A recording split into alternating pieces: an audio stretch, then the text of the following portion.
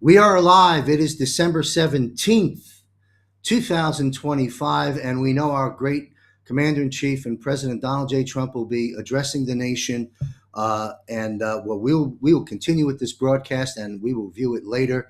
I have an incredible show lined up. And before I get into that, by the way, my name is John Michael Chambers. This is the Global Financial Reset Show, published live every Wednesday at 8:30 p.m. Eastern on our website, jmcbroadcasting.com, Rumble, on our various distribution network channels and platforms. I want to make a quick mention before we sail right into the content with our three guests. And then what I'd like to mention is I've been in touch with a team member, Peter's Camp, as well as Juan O'Savin, and I'll be recording at the very conclusion of this broadcast an episode, a special report with Juan O'Savin to reveal some great news and, according to Juan, a truckload of information. This will be published within 24 hours, so stay tuned. Joining me today are my guests. We think we have in the queue. If not, we'll bring him in next week. U.S. Attorney live from Bangkok, Benjamin Hart, who will comment on the Cambodia and Thailand conflict, which, even though President Trump has yet again intervened, the bombing, sadly to say, is still continuing, and I can vouch for that being here in Thailand. We'll also have Will Barney and Bill Armour of Genesis Gold. Now, Bill and Hillary Clinton are scheduled to testify 17th and 18th. Let's see how that plays out. And we also have the release of the Epstein files on December 19th. Powerful few days sitting here right now. Things are heating up, and in my opinion, we could see market mayhem in stocks, bonds, real estate in the coming weeks, or perhaps coming short months. We're going to talk about that and a lot more. Get out of the system. Goots, it's time. All right, President Trump is addressing the nation today exactly on the 17th. 17th, wonderful. 17th letter. Isn't that an interesting date? There is a lot of talk behind the scenes that President Trump will be declaring a national emergency over elections because of all the evidence that's been coming out about the 2020 rigged election and the connections with Venezuela, Dominion, and Smartmatic software. He will be redoing all voter rolls where everybody will have to register and will have same-day voting with paper ballots nationwide.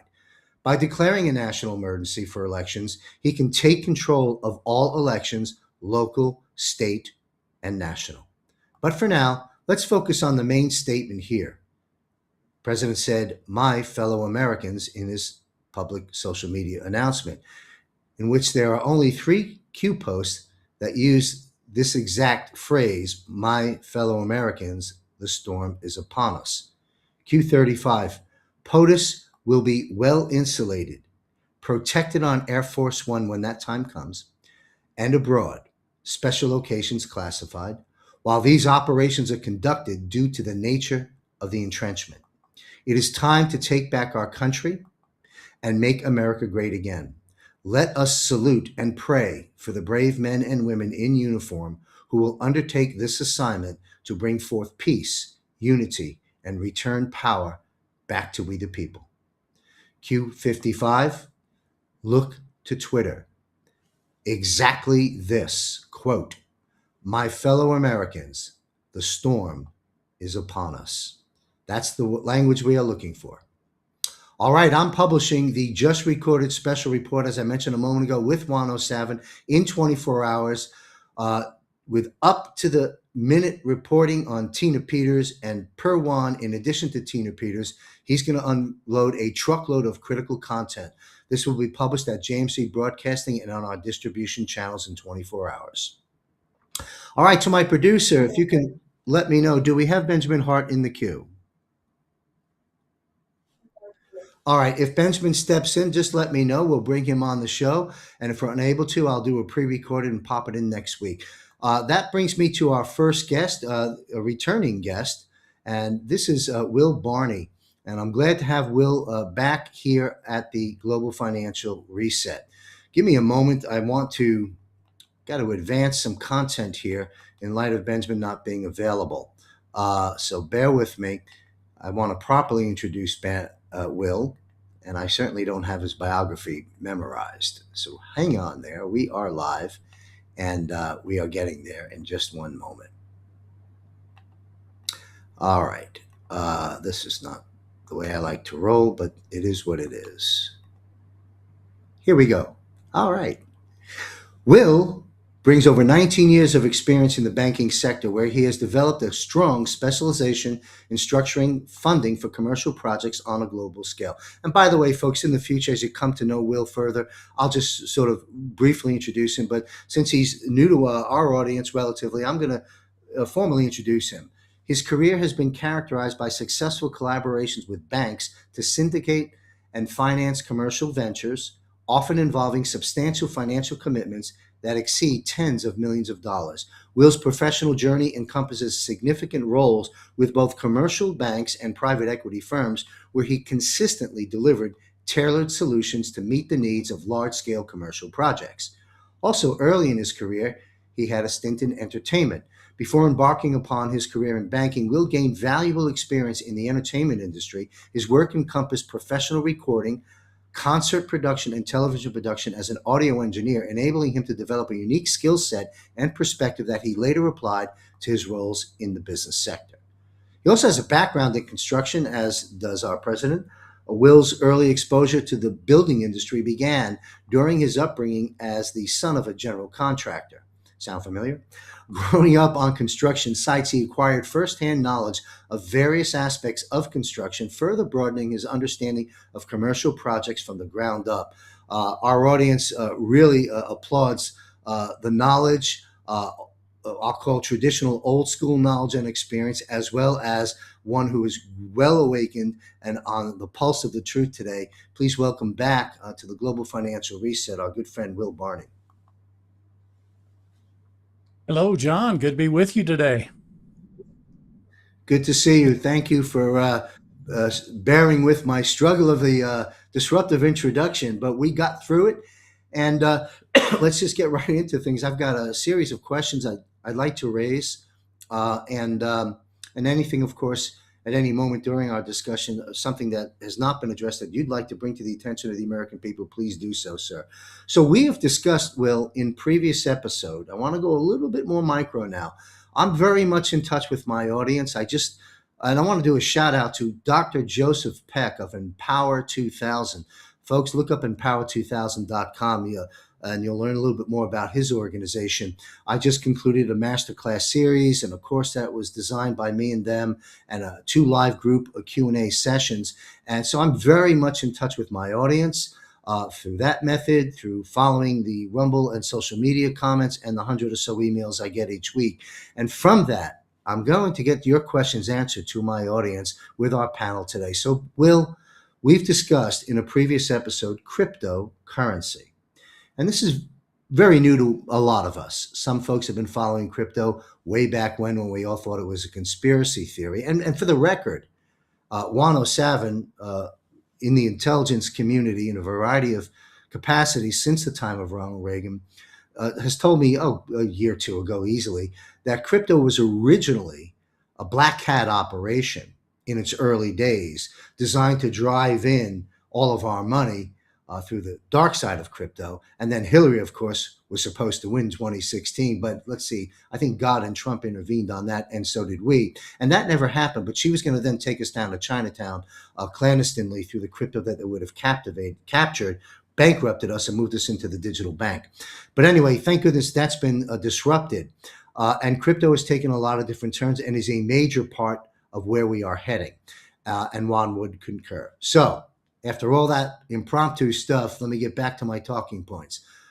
Will, you and I have discussed in previous episodes cryptocurrency, and I'd like to get into a couple of specific aspects in the simplest layman terms, Will, for both me and my audience. Let me begin with this. I've come to understand from speaking with you and other great guests here on the GFR that there are perhaps 7 or 8 cryptos, you mentioned this last broadcast, worthy of looking into and acquiring, and the others to steer clear from.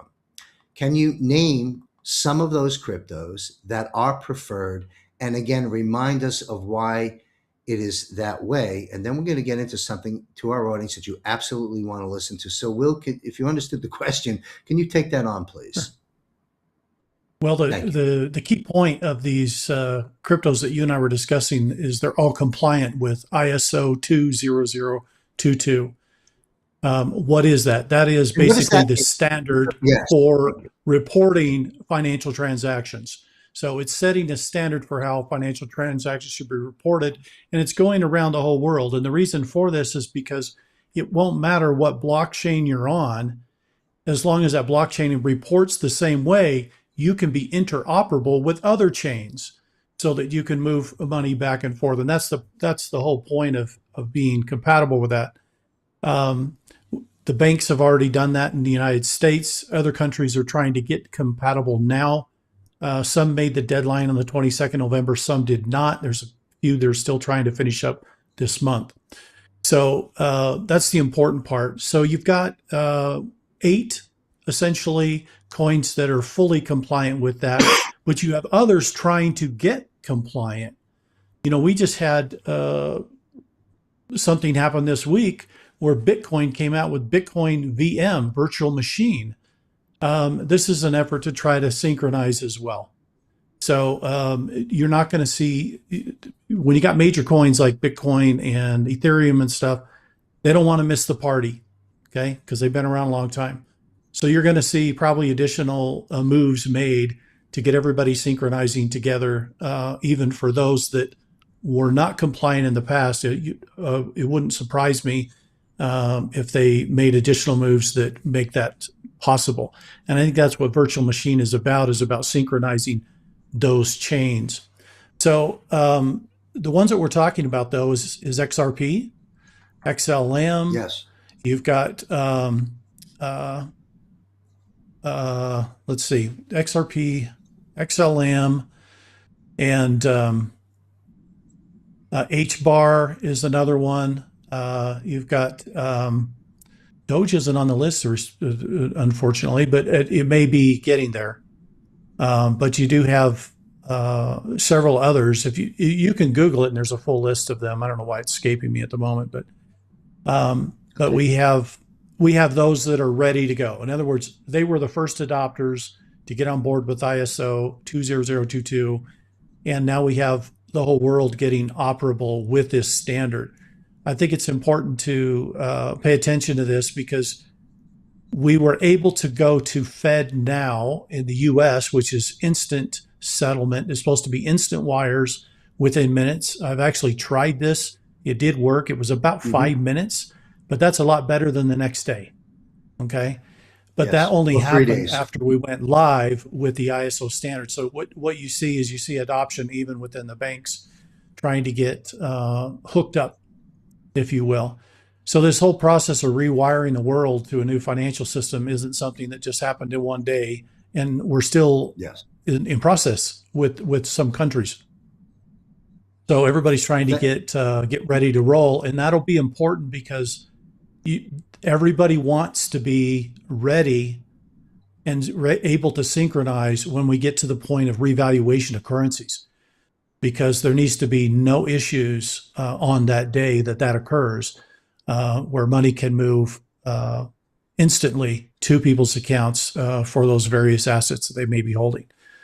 So it's a big deal that's going on with that. I don't think it can be understated, but people don't need to get caught up in what is this ISO stuff. All it means is that financial transactions are reported identically the same way in every country. It doesn't matter what chain they're on, as long as they're reporting the same, they can be interoperable. Thank you, Will. So XRP would be on that list you've indicated. Would XLM be? Yes. To the best of your recollection? Okay. XRP and XLM are both there, yeah. Okay. So Ripple is the custodian, basically, for XRP. XRP is open source. The XRP ledger is open source, so other people can code themselves to work within the ledger, okay? Because it is open source. But you have Ripple as being the custodian for that at this point, and they're holding quite a bit in escrow still. They've been releasing it at various stages over the last many months. And Ripple's an interesting company because they've been in the process of applying for banking license, and they just got approval just this last week from the OCC to go ahead with that process. So the OCC is the one that's in charge of those approvals, and now they're going to be compliant with not only OCC, which is the Office of Comptroller, but and currency, but you also have their compliance with the state of New York, which is probably one of the most uh, tight in terms of regulation of any of the states in the United States. New York has the tightest regulation in terms of safety for the public of any of the other states. So the fact that they're meeting that standard as well as now being approved by the OCC means you're going to see a lot more coming from Ripple.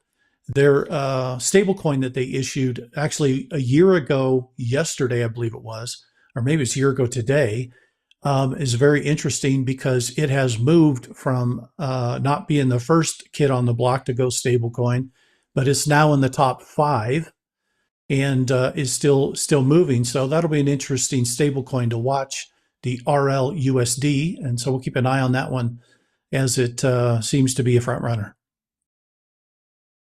You will. That dovetails right into, again, KISS, keep it simple, Sam. Walk us through, because you mentioned people need to be ready for when the trigger is pulled, so forth and so on. So walk us through the sequential process of just how it is that one, A, invests in crypto. So let's just use XRP as an example. Could be any one of the 7 or 8 you've alluded to. Pardon me, folks, but the show goes on. Eventually the cough will be gone. And I've never smoked, by the way. All right. So we have here, walk us through the sequential process of just how it is that one invests in crypto. So someone says, okay, this makes sense. I've followed up on what Will and others have suggested. I've done my homework. I'm going to invest in crypto. What are the platforms that people can go to that can acquire the crypto? But now let's go a few more layers into it, as well as what type of wallet they will have access to in the platform where they acquired that crypto. And I understand that wallets can be private with just one key holder, which I would assume should be the owner of the crypto, but there could also be multiple key owners. And there are potentially dangerous pitfalls strewn within this process. And I don't want our viewers to be scammed by the onslaught of impersonators that impersonate me and many other people, saying, come direct message me, I'm going to get you all set up. Can you comment on the pitfalls, the things to avoid, and to the best of your knowledge? And I realize there are multiple platforms. I used Uphold. There are other different places. I do own some XRP. But walk us through sort of what I've just laid out to protect the viewers and to instruct, to the best of your knowledge, the viewers of how to go about the process to get the right crypto, get it structured the right way, so when the trigger is eventually pulled and we're in the new system, we are prepared. It's very simple, but very important. It's a great question, and then there's several steps to this. Most people start out learning about crypto will go to what we call a software wallet. Go to a company like Uphold, Coinbase, Binance, depending on what country you're in. So these are exchanges that allow you to set up a wallet digitally within their system and to buy crypto and to hold it within that wallet. However, all of the exchanges retain the rights to the keys. Now, what's interesting about crypto, it's very interesting because it's all based on tokens. Token is something that represents value. Okay, and it could be anything. And in the future, you're going to see a lot more happening with tokenization. You'll see stock market be fully tokenized before long. You'll see real estate tokenized in the form of the token representing the deed of the land and everything else. So there's a lot of changes coming, but more particularly in the trading world with stock markets and everything, you're going to see the adoption happen fairly rapidly as anything of value starts moving to a tokenized form where it can then be traded easily with somebody else. So that's a little bit about what token is. So what's going to happen is when you buy tokens, what we call cryptocurrency, those tokens don't actually go to your wallet. They reside upon the ledger itself. Okay, they stay there. However, they can't be used, they can't be bought, they can't be sold without the key to move it. And it's the keys that's the important part of this. So when you go to a software wallet, it doesn't matter if it's Coinbase or Uphold or Binance, any of these companies, the Gemini is another one. They're keeping custody of the key. Okay. Now there is ways that you can hold the keys privately, and those are usually done in the form of hardware wallets. So that's where you'd buy a device that has that's encrypted. It's got a chip on it that holds the keys personally on your device, and then you have to validate it each time you do a transaction. That is probably the safest method of holding keys, and the reason is because in the past, exchanges have been able to do whatever they wanted to with the keys because they were holding the key. And so what's happened in the past, and I'm not trying to point fingers at any one exchange in this comment, but what's happened is it's been a little bit of a Wild West. So while people think they're holding their tokens in their digital wallet, the exchange itself could be trading with those tokens using the keys that they're holding overnight or in the background, and you're not aware of that. And so then when you go to move tokens to somebody else, maybe you want to move it to, you're sending tokens to somebody else, or you're buying new ones. But if you're selling them, then you need to recover those tokens. Well, what they'll do is they'll provide tokens for you to send out. But is it the original ones you bought? It may or may not be, because there's a lot of stuff going on in the background. It's kind of like overnight trading that goes on with the banks where they loan the money overnight, and you got these overnight windows. Well, similar things have been happening in crypto land. This is why a lot of the very savvy crypto guys that got into this early, they went to what's called hardware wallets, so they could hold the keys and they could control who's trading those or who's not trading those. So there's nothing scary about crypto in terms of it's going to hurt you in any way. But what is important to understand is whose responsibility is the key going to be? Do you want to take it yourself personally, or do you want to give it to somebody else? Now, I will say this, because this is an important component. If you're taking the full responsibility of the keys, do not lose your passcode to your device, or you have lost access to those tokens forever. Okay. And this has happened a few times where hardware wallets have been misplaced and there's no recovery. Okay. So it's kind of a responsibility that everybody has to take unto themselves if they're going to do that. Now, what we've had happening over the last few years in various countries, and the United States is not alone in this, is legislation is being drafted by various governments to create what they call regulation of how cryptoville will run. Okay. I'm using a slang term there, but in crypto land, it's kind of been a little bit of a Wild West. Each exchange doing whatever they want to do and maximizing their intake of money through the use of using keys. However, the new rules that are coming with much of the legislation in various countries are giving kind of protections, consumer protections, much like you have in the banking world, where there's certain things a bank cannot do with your bank account, right? And so because of those protections, you are afforded as a consumer and a customer of the bank certain protections for your bank account. Well, what we have is similar legislation now being drafted for crypto. And in the United States, that's the Digital Asset Clarification Act, which goes hand in hand with the Genius Act, which we discussed, I think, on our last call. Genius Act covers all stablecoins, which is essentially US dollars on the system. And the Digital Asset Clarification Act covers all the rest of the digital tokens, crypto tokens, which is everything else, like your XLM and XRP and everything else. So they kind of go hand in glove together. What's been interesting in the United States as we've been watching this play out is that the House passed the Genius bill the Clarity Act bill and also the No CBDC bill all at the same time, and that was last July. The Senate then picked up the Genius Act and passed it right away, and within a few days it was on the president's desk. So they have that covered. What we don't know is why they're waiting on the Digital Asset Clarification Act, because it still has yet to be passed many, many months later now. So we're waiting to find out what's going on with the Senate, what the holdup is. But I have a feeling that they're being instructed to hold up for a specific timeline, because it wouldn't make sense that they would do one bill and not the other when they're coordinated like this.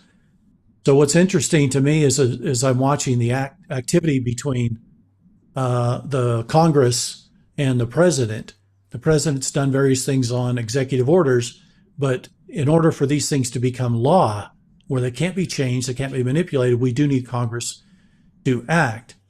What I do see in terms of revaluation of currencies is that this blockchain system will likely be the delivery mechanism, how you will receive your new currency in exchange for your assets, and that will be gold or asset-backed currency. So what the holdup here is that we do need this Clarity Act passed, but once that is passed, I don't know what else there is to do, because things could move very rapidly at that point.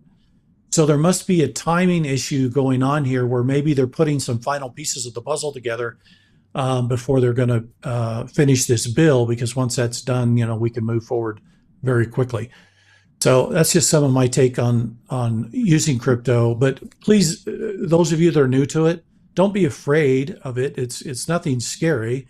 It's just holding assets digitally instead of a piece of paper in your hand with the president's face on it. Valuable background and important information. And folks, we'll get there. One quick follow up. We're going to move into a different subject in just a moment, but finishing up this crypto discussion, at least in this broadcast today, XRP, Bitcoin, and many of the others have basically been in a free fall. Particularly XRP, still a bit on its way down, which is why I just acquired a little bit more. Where in your crystal ball? It's a crystal ball question. I get it, but in your best guess, where do you see XRP heading in terms of its growth and value over the course of next year? Well, XRP is looked at very differently. It's actually represented very differently in the marketplaces. Everyone's been able to observe when Bitcoin and Ethereum go crazy, XRP doesn't necessarily do that. It's like its own trajectory, and everybody's trying to figure out why. XRP's value isn't based upon just what somebody thinks it's worth. And that's a bit like what Ethereum and Bitcoin are based on. It's going to be based on what the public thinks it's worth and what they're willing to pay for it. XRP has its value tied to its utility. So what is its use case? How valuable is it? Depends on what it can do. And most of the tokens that we're talking about that are ISO compliant, they're all kind of based on that same standard, which is if I can do more with this token than another token, its value should be higher because I have more utility with it. I can either close faster or something to that effect. XLM and XRP move very quickly. I've had transactions conclude in 5 seconds, which is very fast when you compare it to some others. With the third-party verification of Bitcoin, that takes longer. 30 to 45 minutes is not unusual. Ethereum is kind of similar. It takes a little while to verify that. So there's a real difference in speed. I think it's kind of a no contest when you look at the difference between XRP and Bitcoin in terms of speed. But speed isn't always everything. But XRP has a unique role to play, that it has this ability to be a go-between, to be a liquidity between two other types of currencies. So one currency can convert to XRP, and then XRP can convert to another currency. And now you've concluded a transaction very fast, very quickly, and very inexpensively. Today's currency conversions are very expensive to do. If I want to send money to you on the other side of the world, John, and I want you to receive local currency, well, the bank that I'm sending from, They have to hold the amount of dollars I want to send, but they also have to hold the amount of foreign currency that I want to send to you at the same time. So the bank has to be double Mhm. capitalized to do that transaction. Wow. With Yeah. XRP, there's no double capitalization. You move from one currency to XRP and then XRP to the other one. It eliminates that, so it really reduces the overhead of capitalization needed for cross-border payments. And this is why the utility function is so high on a product like XRP, because it has this ability to really be the grease that can move transactions. And in a world where trillions move every day, that can be a big deal.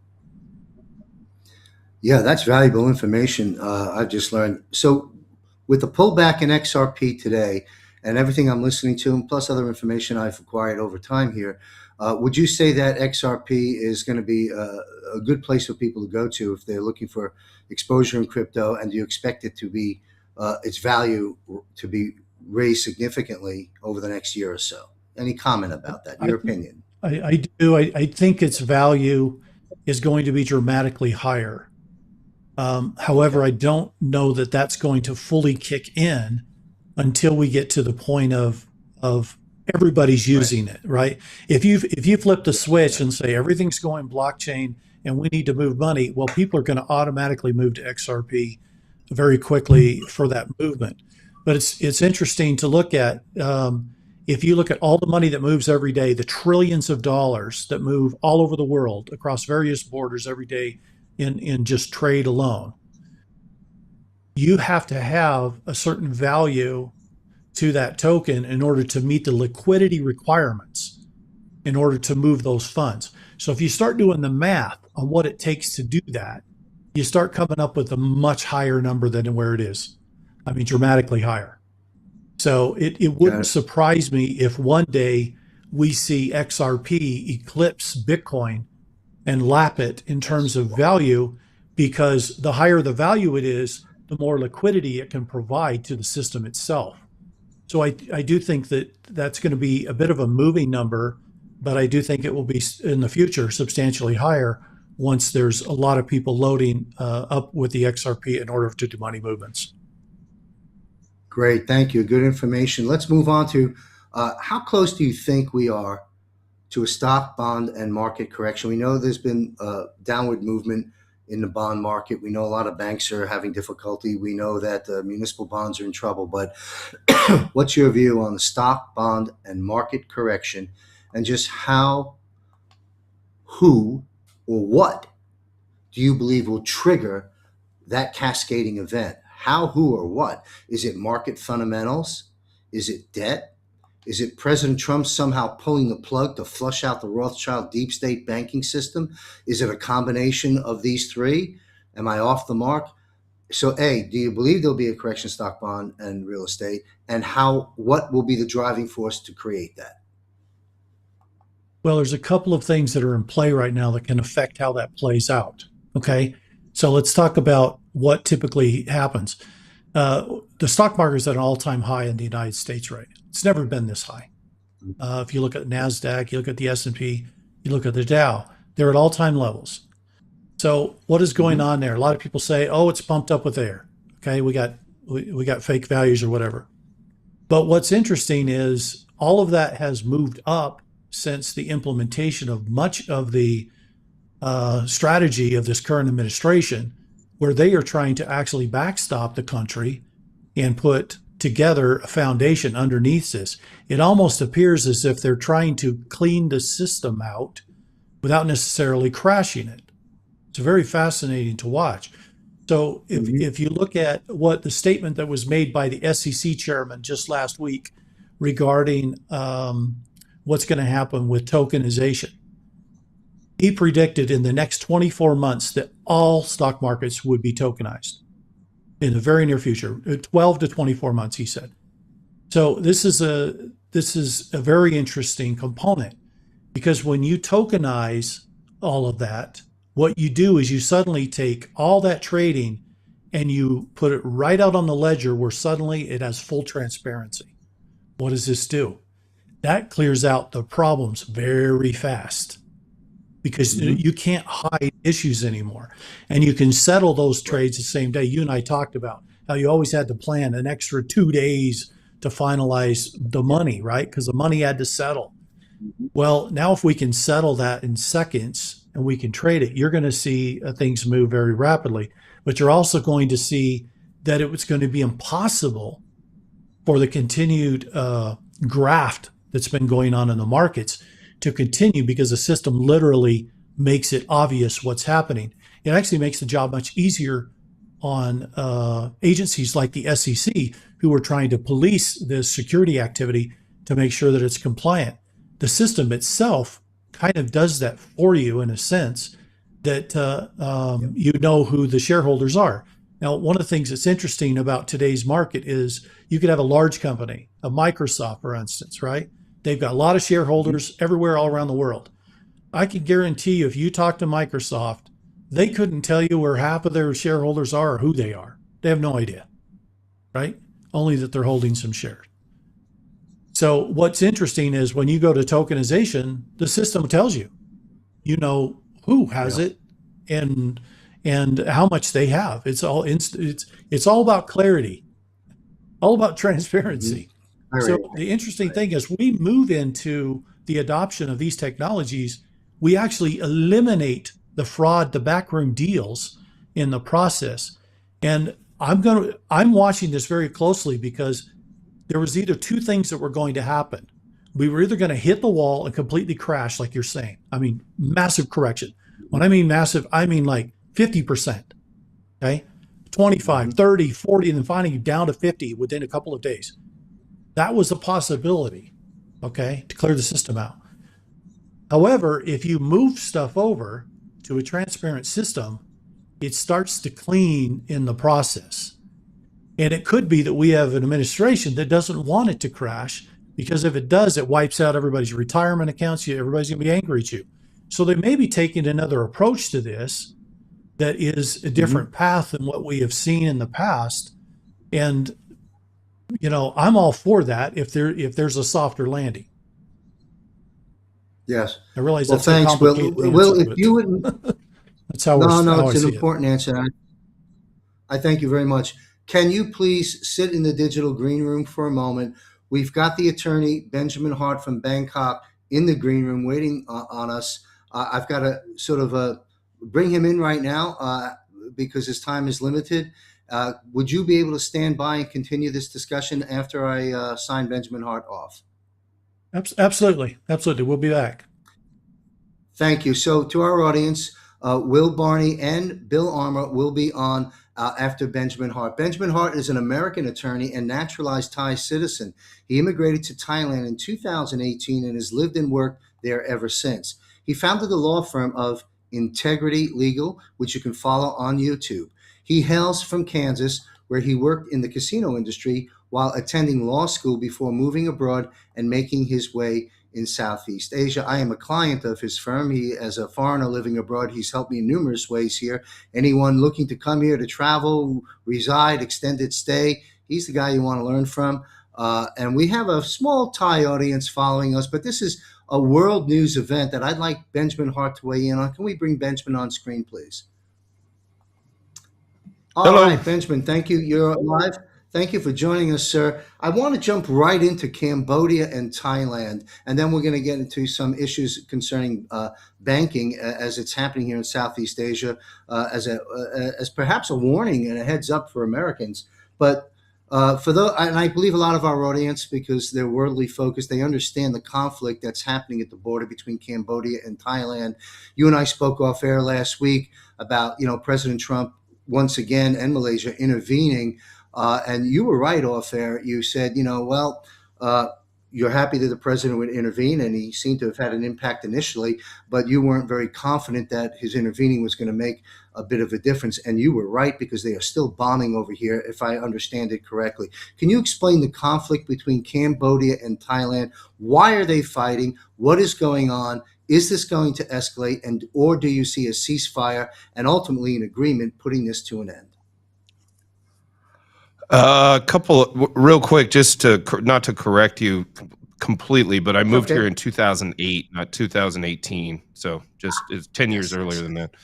Yeah, it takes a while to become Thank you. Thai too. So if I'd have gotten here in 2018, I wouldn't have become Thai. Um, Yes, regarding the Thai Cambodian situation, the it's very touch and go, I think, at the moment. And yeah, I look, I said this on my own channel a couple of days ago, I guess. I think at this point, even the prime minister here has said, this outside influence, this sort of, you know, yeah, the outside influence, they don't care now. The ties I made a video a couple of weeks ago, I guess, where I asked the question, have we heard the snap of the ties at the border? For people that have not ever been to Thailand or don't understand, like Thais are the sweetest, easiest, most easygoing people in the world. They go along, get along. It's Mai Pen Rai, it's Grang Jai, which Mai Pen Rai is like no worries. Grang Jai is civility. We're all sort of just happy going along, getting along. But when they do finally, they're done. They're done. And I think we've hit that wall largely. Now, in the past couple of days, yesterday specifically, I believe the Thais had taken a major point of contention along the border in one of the north. I call it the Khmer Crescent, the sort of border between Cambodia and Thailand. It looks like sort of like a crescent moon. The And I just read recently that up in the sort of northern part, I think it was up near sort of Surin and all of that, the military had taken. I saw footage on X too. There was a scene of them putting up a flag, and they were comparing it to flags of our fathers, Iwo Jima. And then last thing I read last night before I went to sleep was that they had also secured Trot. That one of the field commanders down there had announced that, look, we've secured what we want to do in Trot. So the Thais overall are doing, I think, very well insofar as what their objectives are, if you will. But I don't, I think we're way out past the parameters of anything I can see to try to predict this. My hope is, and my thinking is, the Thais are going to take what limited objectives they want to take. They're going to secure and hold them, and then that's basically the objective. They're not interested in invasion, further. They want border security. What this is all about is that ordnance was being this past summer, and then here recently was going over the border of Cambodia into Thailand. It was hitting civilian targets, and we also had service personnel who were lost over the summer. We've now had both lost again since this flared back up. That's the priority. This isn't any further than that. It's a, if you will, a war of protection, if nothing else. It's not sort of any kind of a imperial designs or something of this nature. Thank you. Again, forgive me, folks. Thank you, Ben, No, for bringing some I'm clarity the same to that way. I'm the in a same way. current update. While we're both hydrating here, let's switch gears to Yeah. the banking. And folks in our audience in America and around the world, please listen, because there is a global financial reset taking place, and it is global in various factions, in various ways, in various stages over time. So before we talk about banking in Thailand, for those that may not have heard, briefly, Ben, walk us through what happened in recent months in Vietnam concerning the banking and any up-to-date information concerning those 80 some odd million accounts, and we'll take it a few steps deeper in a moment. Yeah. Okay. So in Vietnam, I had to do 2 videos on my main channel on this, because the first one I did is I did a video that said, hey, they shut down 86,000 bank accounts in Vietnam. Then somebody sent me an email and they said, hey, you didn't look at your source material right.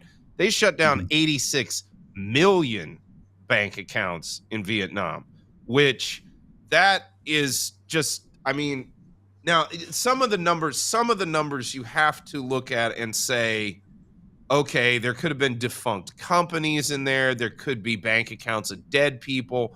They may have taken this as an initiative to go ahead and just clear out their banking system of the sort of detritus, if you will, of, sort of defunct accounts. But still, 86 million accounts in a nation of, I believe, Vietnam's population's around 90, 95 million people. I mean, that's just a staggering number relative to the overall sort of the overall sort of population. So, yeah, that was a big deal. Now, ancillary to that, if you will, or happening contemporaneously with that, was Thailand started doing a lot of, in my opinion, Orwellian stuff with regard to banking. They started calling people in. They wanted to do biometrics, do facial photos for facial recognition, to do biometrics to keep your account. I've had multiple clients say their accounts have been frozen. They then came down and said, oh, for digital banking transactions, we're capping it out at 50,000 baht a day, or 50,000 baht per transaction on the digital platforms, which 50,000 bahts about 1,500 bucks. If you need to transfer $3,000 equivalent or 100,000 baht, you can do two transfers at 50,000 a pop and get away with that. But again, it's not optimal. And also, and I've talked about this at length wherever I've been at in the ether of the internet, you know, I thought all of this digital banking was supposed to make our lives better. It was supposed to make our lives more convenient. Everything was going to be easier. If I need to move $100,000 over to somebody because I need to get something done, I mean, I don't really see where we need some interlocutory, intermediary, whatever, that basically says, oh, well, you got to go through all these hoops for no good reason, but we're going to make you do it anyway. Now, understand the ties in the aftermath of 97 are very reticent. They're very cagey about notions of what they used to call, I don't see it referred to this so much anymore, but hot money moving in and moving out quickly from the economy, because that is what caused Thailand to have serious problems back in 97 with the crash and all of that. So on one level, the Thais are always going to have a kind of buffering mechanism within their banking system to sort of slow down certain transactions. I mean, you bank over here, John, you understand we still have bank books, I mean, it's intentionally been kept in an analog way to sort of slow down, if you will, the worst vagaries of possible sort of capital flight, if you will. The point I'm trying to make is there's already some of those mechanisms that would have sort of institutionally are in place because of the 97 stuff. Couple that with it's my understanding there's still not a parliamentary law promulgated on OECD, although much like the United States was doing under Biden, they have this kind of cabinet resolution, this sort of executive order that says, hey, we're working toward that. So in furtherance of working toward that, we will we're going to act as if we've already sort of promulgated it. Much hats off to President Trump.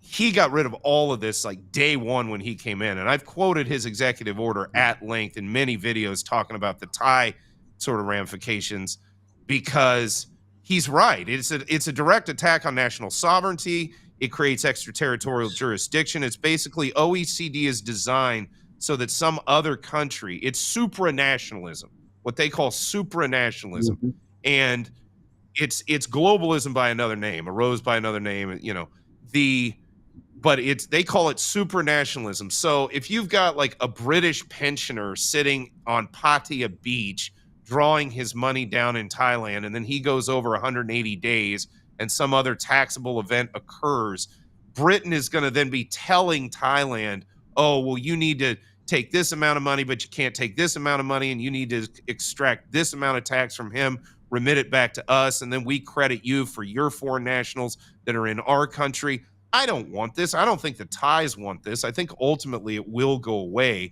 Ultimately, COVID went away here in Thailand and the nonsense associated with that, but it took, a couple of years. So it's similar to that insofar as we're seeing a lot of outside undue influence being brought to bear on Thailand. I think ultimately the Thais will do what they want and what they believe is in their interests. But for now, we're kind of in this limbo. Yes, 86 million accounts closed in Vietnam. We haven't really seen account closures here in Thailand, More it's been, hey, we're going to freeze your account until you come in, do all your biometrics, and then we'll reopen your account, give you your money back, whatever. Also, different banks here in Thailand are different levels of assiduous about this. Some of them outright don't even care. They think it's stupid. So for our clients, we've had to, move them around into new bank accounts, new banking facilities here in Thailand. There are good banking facilities that aren't necessarily making people run through all of this rigmarole. But that being said, we're dealing with it quite a bit here in Southeast Asia. Also, I think it's a byproduct of, look, the world is shifting massively. And Southeast Yes. Asia, Thailand specifically, sits on one of the fault lines of the tectonic plates of this movement. Halford Mackinder talked about the world island some 120 odd, 130, 40 years ago, at the height of the British Empire. He talked about the homeland, sort of the Eurasian landmass, and then there'd be this outer rim called the Rimland. That's what we're living on. We're in the Rimland, and Thailand is as Rimland as it gets. We're on the fault line as the West does what it does, the East does what it does. I'm very hopeful that this ARC concept, America, Russia, China, in this sort of tripartite tacit agreements where they agree to just kind of leave each other alone and then go about like operating the world. I'm rather hopeful that that actually can kind of work out, because I can see where that kind of framework would actually be most conducive to sort of, I hesitate to say liberty, but it'll create enough cracks where normal people can kind of operate in the breach and find some level of freedom in that kind of setup that I'm not sure we can find in a totally multipolar sort of dog eat dog, winner take all kind of geopolitical situation. Nor do I think it was particularly great in these end days of the so-called unipolar moment. I mean, anybody that's tried to bank or do any business or maintain any level of financial privacy the last couple of years, especially since the beginning of COVID, that's been like trying to find water in the desert. It's been damn near impossible. So I think these changes overall are good in a way, especially for individuals. Now, for Mhm. certain geopolitical actors, I'm not convinced it may be the best thing for them. But for now, I think especially the notion of ARC, America, Russia, China, figuring out some working relationship where we don't all blow each other all to hell, I think that would be a good thing overall, frankly. Wow, what a series of transitions the world is dealing with right now. And as RFK Jr. recently said, fix the money, you'll fix the problems. So, Ben, as we wrap up our segment, it's been very valuable, and I appreciate your insights. How could you summarize, and you sort of touched on it a bit, but how could you concisely summarize the what you see as the identifiable trajectory, at least here in Southeast Asia, that banking is embarked upon? Okay, for Thailand specifically, and you have to understand, Hmm. Thailand is sort of the spoke of the wheel, if you will, of Southeast Asia. There's a wheel that sort of spins around. Thailand sits in the middle of it. I think it's safe to say that Thailand itself, the trajectory, Thailand is like the center of a kaleidoscope. It's sitting in the middle, and everything is spinning around it primarily. Now, other parts of Southeast Asia is going to be really interesting the next 10 years, because different jurisdictions here are going to do things differently, and outsiders are going to find little niches for themselves in this region. So, for example, if you're like an international kind of high finance, like you're in some sort of business where you're on the high end of the value chain, if you will, I can see those type of people, especially from the West, are going to congregate into places like Singapore, but specifically Singapore, Hmm. because it's sort of a financial hub. They can kind of get in and out of the region through Singapore, insofar as, they can bring their money in and then they can invest in greater Southeast Asia and get back out. That's going to be what's going to be comfortable for Westerners, because they like to invest in a very Western way. It's very sort of passive investing. It's not really how Southeast Asia works. If you want to be here long term and have a long term presence, and and do business out here over time. You got to put roots in. You got to be out here. I mean, I've been out here nearly 20 years and I'm just here all the time. I don't fly around and do things in other parts of the world particularly, but I consciously made that decision. There's other countries like that in Southeast Asia. There's Thailand, there's Vietnam, where yes, you can come in and if you put some roots down and you really want to get into that market, you can. But different jurisdictions in Southeast Asia are very different. I hear things, and I have very little working knowledge of Indonesia, but I hear a lot of good things. There's nowhere to go but up. It's doing very well. The cool thing about Southeast Asia and its trajectory is different economic actors from different places can find different opportunities throughout all of these various jurisdictions: the Philippines, Malaysia, Vietnam, Cambodia, Laos, Thailand, even maybe Myanmar. I mean, as crazy as it is over there, I got to tell you, the wilder the East is, the further you can go up. Look, people thought I was crazy in 2010 when I was here and we were having the riots and everything. And people were saying, maybe you want to go home and not be out there anymore. Well, I decided to stick it out. It worked out for me. I'm not saying that was necessarily the right move for everybody, but the point I'm making and the thing to take away for people that are outside of this looking in and maybe thinking they want to come in, every place is very, very different. Singapore is a wildly different thing from Thailand. Do not look at ASEAN, the Association of Southeast Asian Nations, or Southeast Asia as some even slightly connected thing. I remember coming out here in the beginning and I was going to set up various law offices throughout the different countries. And in my head, I just thought of it like different states in the US or something because they were so close together geographically and they're miles apart. Each jurisdiction is completely different from the other. Thailand is a civil law jurisdiction. It's never been colonized, has its own way of legal. It has its own legal system, very unique. Unlike anything else in the world, it has similarities to things because they adopted certain notions and things. Then you go down to Malaysia and it's very British. They're a British colony. They utilize the common law in their legal system. Their thinking, their paradigm is much more like the British or the Westerners. Singapore, I think you could probably say the same thing, although I've never personally actually been to Singapore. But again, that's a totally different animal. Then you get over to Cambodia, which is civil law, but it's got its history being French Indochina. Completely different way of thinking. So what I would say to outsiders is, if you're looking at this place as a unified whole, all of Southeast Asia, it's the wrong way to look at it. You need to look at each jurisdiction for its specific, unique qualities. Well, thanks for that clarification for the various countries here in Southeast Asia. Thanks a lot, Benjamin, for coming on and sharing your views on Cambodian Thailand conflict.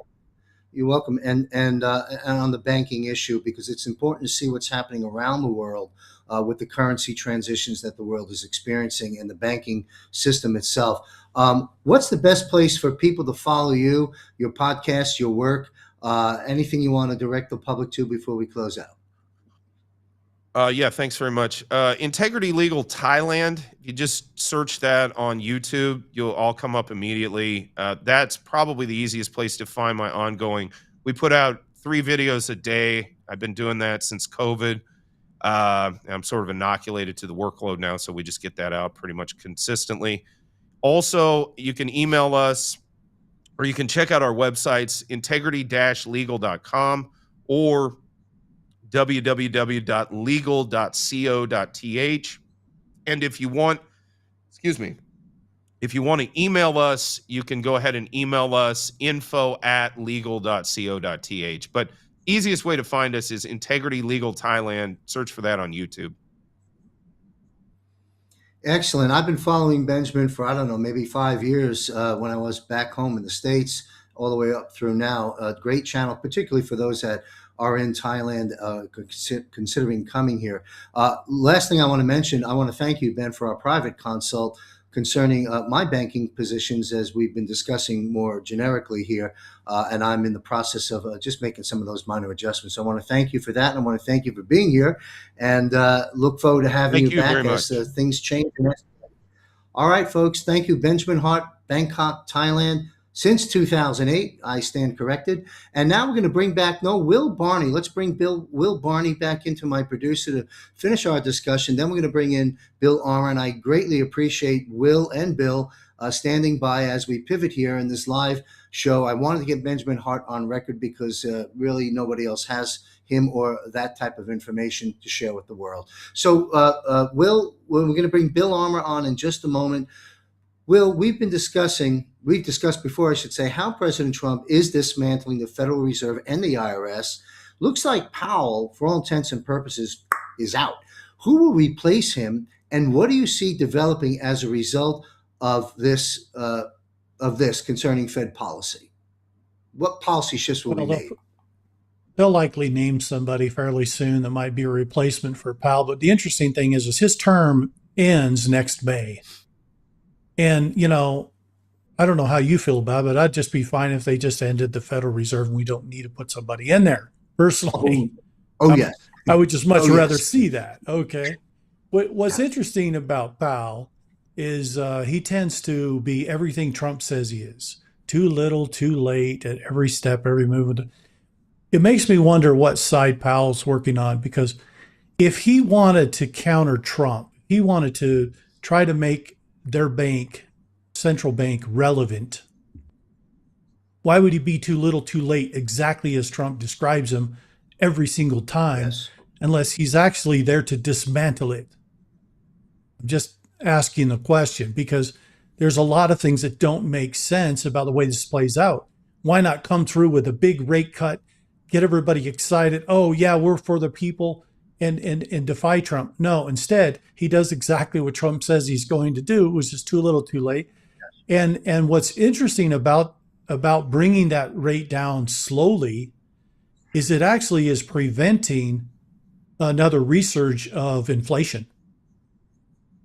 Because if you brought it down too fast, you'd have people going out and buying heavily again. Home prices would probably escalate instead of de-escalate, and things like this. So I actually think there's a strategy that we're watching play out here, where he continues to malign the Fed, and they continue to do everything he says they're going to do with exactness. And ultimately, the people just get more tired of it and they're ready to be done with it. And I think all of that is designed to build everybody up to be say goodbye to the Federal Reserve. I think they're going to be happy to do that. I'd love to see it go away by next May. Will we have somebody in there for a short period of time? Yeah, perhaps. But you have to remember, Powell was put there by Trump in his first term. And then he maintained that position during Biden. Why did he choose that? And then all these little, Powell's this and the fake war between each other. I'm sorry, something's contrived there. And so it seems to me like it's playing out exactly the way the Patriots want it to play out. And it's not for you and I, John. This is a dramatization for everybody asleep. You have to give them a story that's believable that they'll just go along with you. I mean, and that's ultimately where we are. Understood. It's part of the operation. I want to talk about 1871 very briefly. I'm going to move us forward to something very important. Then we're going to bring on Bill Armour and then have a roundtable discussion. So 1871, for those that don't know, and most of our viewers do, but we have a lot of new folks coming in. And for those folks, President Lincoln had to pay the debts of the war and went to bed. This is a layman's version of it, with London, the Rothschild dynasty, if you will, and war bonds, and the U.S. corporation was formed, and we've basically been in a bankruptcy since. And now that's all been unwound. As initially, we've known about it for years. I've been reporting on it for years, but officially from Dr. Jan Halper Hayes at Great Britain News 3 years back, reported it. She serves on the Department of Defense task force, reported the exact same story of what actually happened in 1871 and how we've severed that agreement as we restore our constitutional republic. So, folks, put that over here. Now I'm going to mention something else. I'm going to place a few things there and then have Will comment.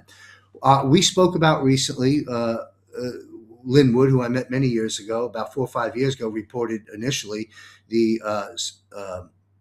plane loads of gold, 650 planes or something of the sort, of pallets of gold taken out of the underground cities and tunnels of the Vatican.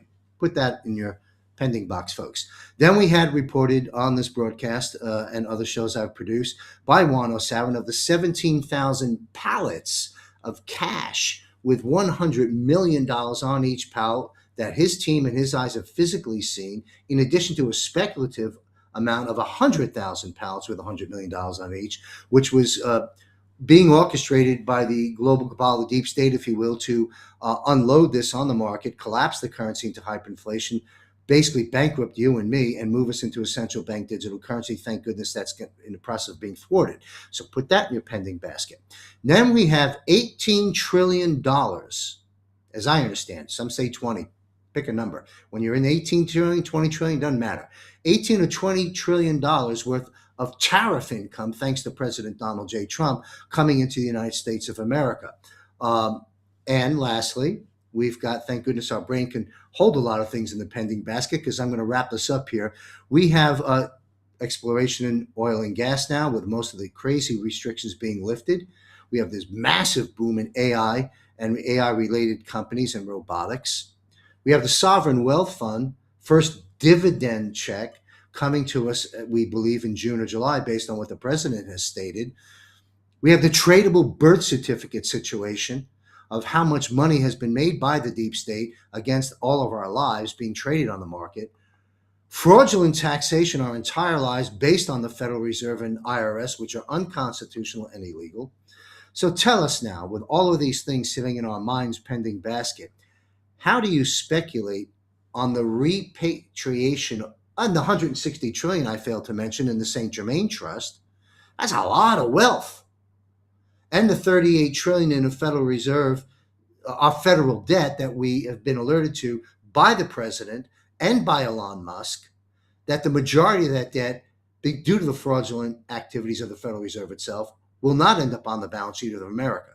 With all that incredible news of wealth repositioning and identifying and so forth and so on, I've come to understand that the gold that's been captured, I believe, is in Cheyenne Mountain, probably the safest place on planet Earth. And I'm also told in a military location in Reno, Nevada. You can refute that, you can comment on that if you choose. But taking all of that and the fact that we're told we're getting a dividend check, well, excuse me, folks, a dividend, as I understand, and Will, you're far more skilled in this than I am, a dividend is sort of a profit being spit out from an investment that one would own. Well, what is the investment we own? Our country. We're giving you back your country. So if that's a dividend from a sovereign wealth fund, from all this wealth that's coming back, tell us about repatriation of wealth coming to America and we the people, and correct me on anything that I've just laid out to set up this question. Well, the repatriation's been ongoing for some time. You indicated at first that Trump brought back plane loads of gold. One of the interesting things is during the cover of COVID, I'll call it that, was when that operation took place. And it actually was part of Operation Airbridge. The cover story was that they're bringing personal protective equipment to America, gloves, masks, this type of thing, to fight the pandemic. But really what you had was these airplanes flying the gold back. Now, the Vatican, the one thing that they were very good at is record keeping. And they had perfect records of every country they took it from. Okay. So it wasn't that difficult to know where to send it in terms of giving it back. So it's very interesting what occurred there. The formation of a sovereign wealth fund for the United States is really about recapturing all of the assets of the country within its borders and now putting that into a monetizable format. It doesn't matter if it's BLM land, if it's the national parks, if it's even the 100 acres off the coast around the country that the country claims. Those are filled with oil leases, with mining leases, with all that income was going somewhere. Supposedly it went to the Department of Interior, but it was a little bit crazy as to where was the money really going. So now that it's been all of those properties now have been amalgamated under the sovereign wealth fund. Now, when they issue an oil lease in Alaska and start drilling there, that now becomes income to the country. And in other words, these assets Yes. become monetized like a business to bring income in. And that Yes. has a dramatic result in reducing, or as Trump says, eliminating in the very near future income tax. He expects it to be eliminated. He says it will be tariff, but it's far more than tariff. It's not just tariff, it's also the monetization of the very assets of the country. So you have a combination of things that are actually unfolding right now as we speak and have been for months and will continue for some time as we maximize the potential of these assets. So well said. Thank you for taking all of the overwhelmingness I put out there for everyone to stuff in our heads and make sense of that. Will, please stand by as you stated you could. I appreciate it. In the digital green room, we'll have you on in just a few minutes to sort of have a discussion with Bill Armour and myself. Bill Armour has built a unique career combining vocational ministry and expertise in precious metals industry, equipping him to bridge faith-based perspectives with practical wisdom in stewardship and in business. Originally from Tucson, Arizona, Bill Armour spent 8 years serving in the U.S. Army Reserves. Thereafter, he went on to attend Azusa Pacific University, a Christian school in Southern California, with a focus in Christian ministry and biblical studies. I love the name of the firm, Genesis Metals. Bill is a precious metals expert and the director at Genesis Gold. Please welcome back to the GFR our good friend, Bill Armour. Hey, great to be back. Hey, Bill, your beard is getting longer and longer since we've met. Well done. Good to see you.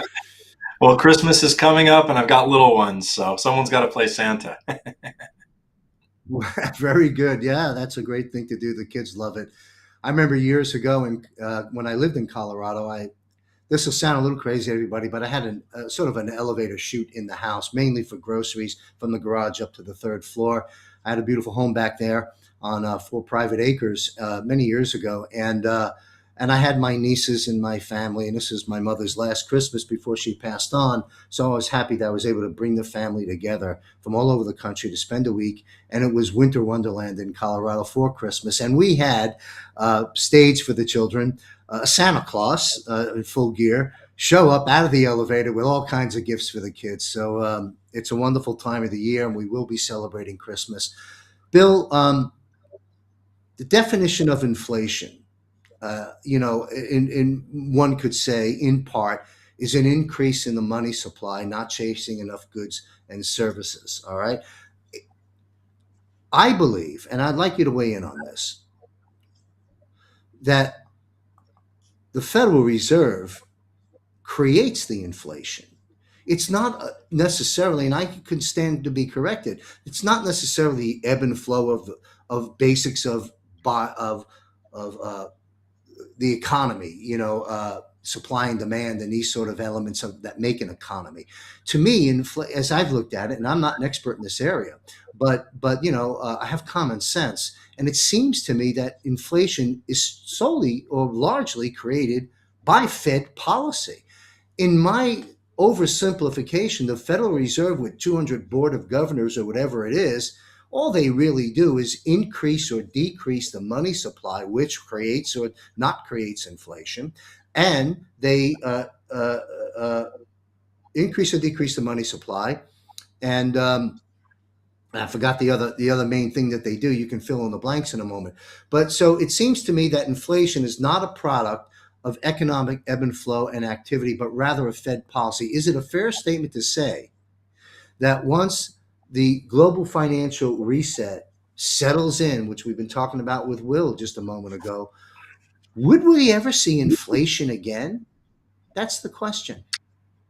Yeah, great question. So first off, a small, tiny amount of inflation is normal and somewhat even healthy because it encourages people to utilize their funds in a way that is productive for the economy as opposed to just setting it there and not using it. So a tiny amount is somewhat useful. Generally, people agree with that in higher economic discussion. However, inflation, as we understand it in the ways that we talk about it in our everyday lives, is completely a choice And that's that. No one would really even disagree. Even the most pro print money advocates would not disagree that inflation as we experience it is absolutely a choice. And I'll give some context on the choices that have been made. So in 2020, middle of 2020 to end of 21, so through the whole COVID nonsense there, the Fed drove about $6.4 trillion in an increase in M2. And M2,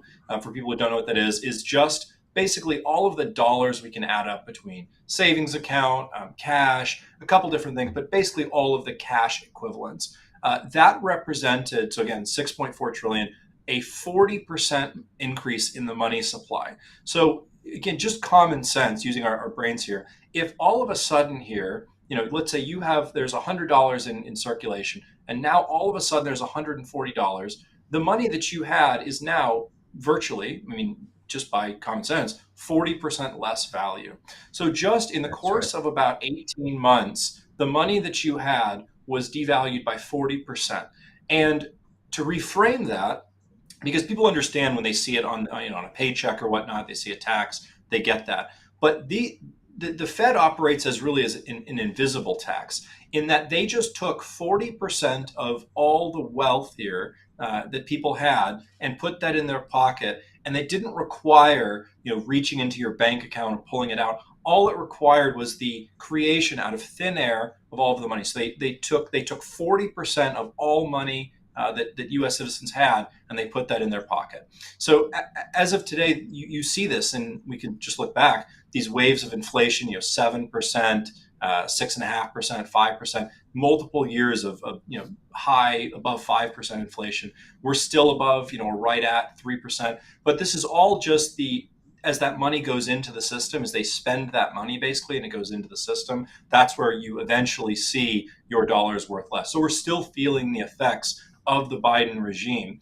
And that's the part that I try to drive home to people, is there's nothing you can do really in a lot of ways to pull that money out. At least it's not as easy as it seems. The government isn't just reaching in there to everyone's accounts, and taking 40% of the money back out of the system, because then they'd rob you 80%. So ultimately what happens is you can't reverse in that way what's already been done. So absolutely, it is policy. It's a policy decision.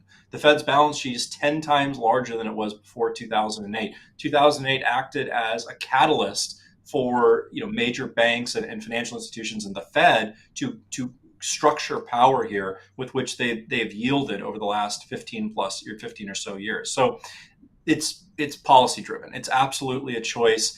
To the second part of your question there, in regards to GFR, and would we see inflation?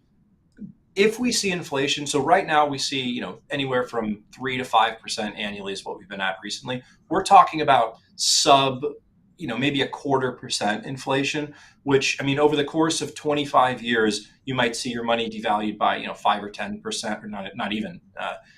So we're talking about very, very nominal, and that's, if you do anything with that money, you're going to outpace inflation, massively. So, and that inflation there, that tiny amount, is to encourage massive, companies and whatnot to not sit on their money for 10, 20 years. It incentivizes them a little bit to do something. However, that incentive right now it's not an incentive. It's a cane that they're using to steal, to rake people over the coals and steal from. So it is a little different. I would say you can expect very, very minuscule inflation. Again, really, really tiny, but in the way that we understand it in just everyday life, that things are getting so much more expensive. No, you'll be able to look back 20 years in the past and say, oh, I guess, this cheeseburger cost $1 more than it did 25 years ago. Oh, well, but it's not such a significant difference in the way that we're used to it. So well said. Thank you very much. And this should be a massive sigh of relief for everyone listening to this broadcast. We have so much good things to look forward to. We spent our whole life being taxed and inflated into oblivion, which is why we've been very difficult to get ahead. And most people, again, trying to figure out how they're going to buy lunch today. These days are coming to an end when you factor in the repatriation of wealth, those dividends that are coming back from this U.S. Constitutional republic that's being restored. We've got some happy days coming down the line. I remember now the other broad thing, Bill, that the Federal Reserve does: raise and lower interest rates was the other. So increase and decrease the money supply, which you've reiterated, that is what causes inflation by design. And and then raising or lowering the interest rates is one of the mechanisms by which they help create or not create inflation. All of this is coming to an end. It makes Bernie Madoff look like child's play when you look at the amount of capital that he destroyed people's lives with. Look at what this Federal Reserve has been doing to us for 115 years. I mean, the numbers are astronomical. It is wonderful that it's coming to an end. So, so let's see, where else can we take this? Okay, so interest rates have been hurting us. The Trump economy, in spite of that, has accomplished quite a bit during his election here in 2024. So now with a new Fed chairman, perhaps coming in before the Federal Reserve is completely dismantled, the Fed powers restored back to we the people is going to happen via the U.S. Treasury, as I understand it, returning the power back to us. What will this do for the economy, and what will this do for precious metals, both gold and silver, once we get across this, name of the show, transition, surviving and thriving the transition of this global financial reset? When we get to the other side of the days of old of the Federal Reserve, and new policies being put back in place by we the people via President Trump and the U.S. Treasury, what will this do for the economy? What will this do for precious metals, both gold and silver, and why? Listen up, folks. Yeah, I would say the first piece is one that we just covered, and that is less inflation. In fact, almost literally zero inflation. So that's I would say that's the first and immediate thing you will feel, is that you'll be able to look 5 years back and say your dollar is, maybe not your dollar, but your whatever that currency that we're using, however we title it, is actually going to be the same or almost exactly the same value as it was 5 years ago. So that's the first piece I would point out. The second one is it will kill this artificial boom bust. If people pay attention and they look through our markets over the last 40 years or so, you start to see that we get these boom bust cycles, and initially they're longer. We go from about the 80s or so into 2000 is 20 years, and then you go 2000 2008, and then suddenly we're getting these more and more quicker, faster. The cycles get tighter and tighter, and in fact the cuts get deeper. Right, so the massive sell-offs are bigger. So that just it'll smooth that out, because again, there's not funny money going around that's moving in and propping up and all sorts of things. So it'll smooth out sort of the boom bust cycles that we've become so accustomed to, which is generally a really, really good thing, because that's not doing anything for the average American. Maybe if you are and able to effectively, one of the things they'll do is they would crash, stocks, the economy and whatnot, and people that had to live would be forced to sell assets far below what they were worth. And obviously they would profit on that. They would reclaim assets at that point during these bust cycles, and then they would drive them up and they would crash them down. So that cycle is one that we've seen for the last 45 years. And so that will go away as well, at least in the way that we know it. Again, things go up and down in price, that's normal. But these cycles, these massive boom bust cycles will go away as we know them. Obviously, the debt, that's a foregone conclusion. We get a balanced budget, we get things in order there. So that's one I don't think I have to cover too much. In terms of physical gold and silver, and actually even on the market in general, when this first occurs, the first part will be stabilizing to the new system, right? Because that's a pretty big off-ramp into something new. So likely you're going to see a lot of turbulence in markets, bonds, all sorts of assets. And I know we've talked at length about that'll be a bumpy road. During that process, gold, silver, precious metals will do extremely well. You've got gold that then becomes the asset that backs the asset-backed currency. So that tends to get, obviously, people will be purchasing that up. That drives a tremendous amount of demand onto a very limited amount of supply. On the silver side, similar issue there. So again, increasing the demand of these two items are fine and driving up price there. So you're going to see, again, a lot of value rotate out of paper assets and into physical gold and silver would be the biggest side on that. Excellent. Well, thanks a lot, Bill. Stay right where you are. We're going to bring on Will Barney to join our conversation, to our producer. There he is. Welcome back, Will. Will and Bill, you gentlemen know each other. This is the Will and Bill Glad segment to of be the back. show. Good to see you Thank again, you. Will. Yeah. Let me raise this, and you gentlemen engage in a discussion, and I may chime in and move us around the chessboard a little bit. But gold is up year to date, and you guys can correct me or fine tune the number if need be. I think about 60% year to date as we come concluding 2025 now. And silver, I believe, is over 100% at this point. I think it was closed at $65, $66 yesterday. Today. I'm in Thailand. I believe I believe that these are obviously huge moves. Can you clarify these numbers, number one? And we'll start with Bill, then we'll go to Will. What are the contributing factors for this historic, massive move continuing growth? This isn't a Yeah. one spike only. Now it's going to come down. What are the contributing factors, Bill, for this historic, massive, continuing growth in both gold and silver? And then we'll have Will weigh in. Sure. So I would say on the gold side, it's the age old culprits here. It's debt, it's central bank buying, it's fiscal stress, geopolitics, falling real yields. So I mean, any number of these things are contributing. In fact, all of them are. It's not just one thing. If I were to point to maybe the one that I noticed the most, it's really just that central bank buying. These are numbers here because we've seen shaky economies before, and gold's reacted to that.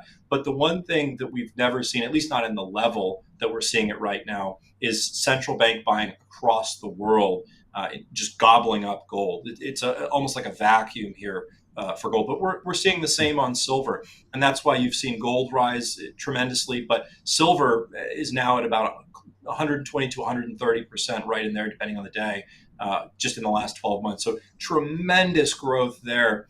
And that's same reasons for gold, covering some of the difference there. But the other one, again, is that structural issue of the actual production, the availability of silver.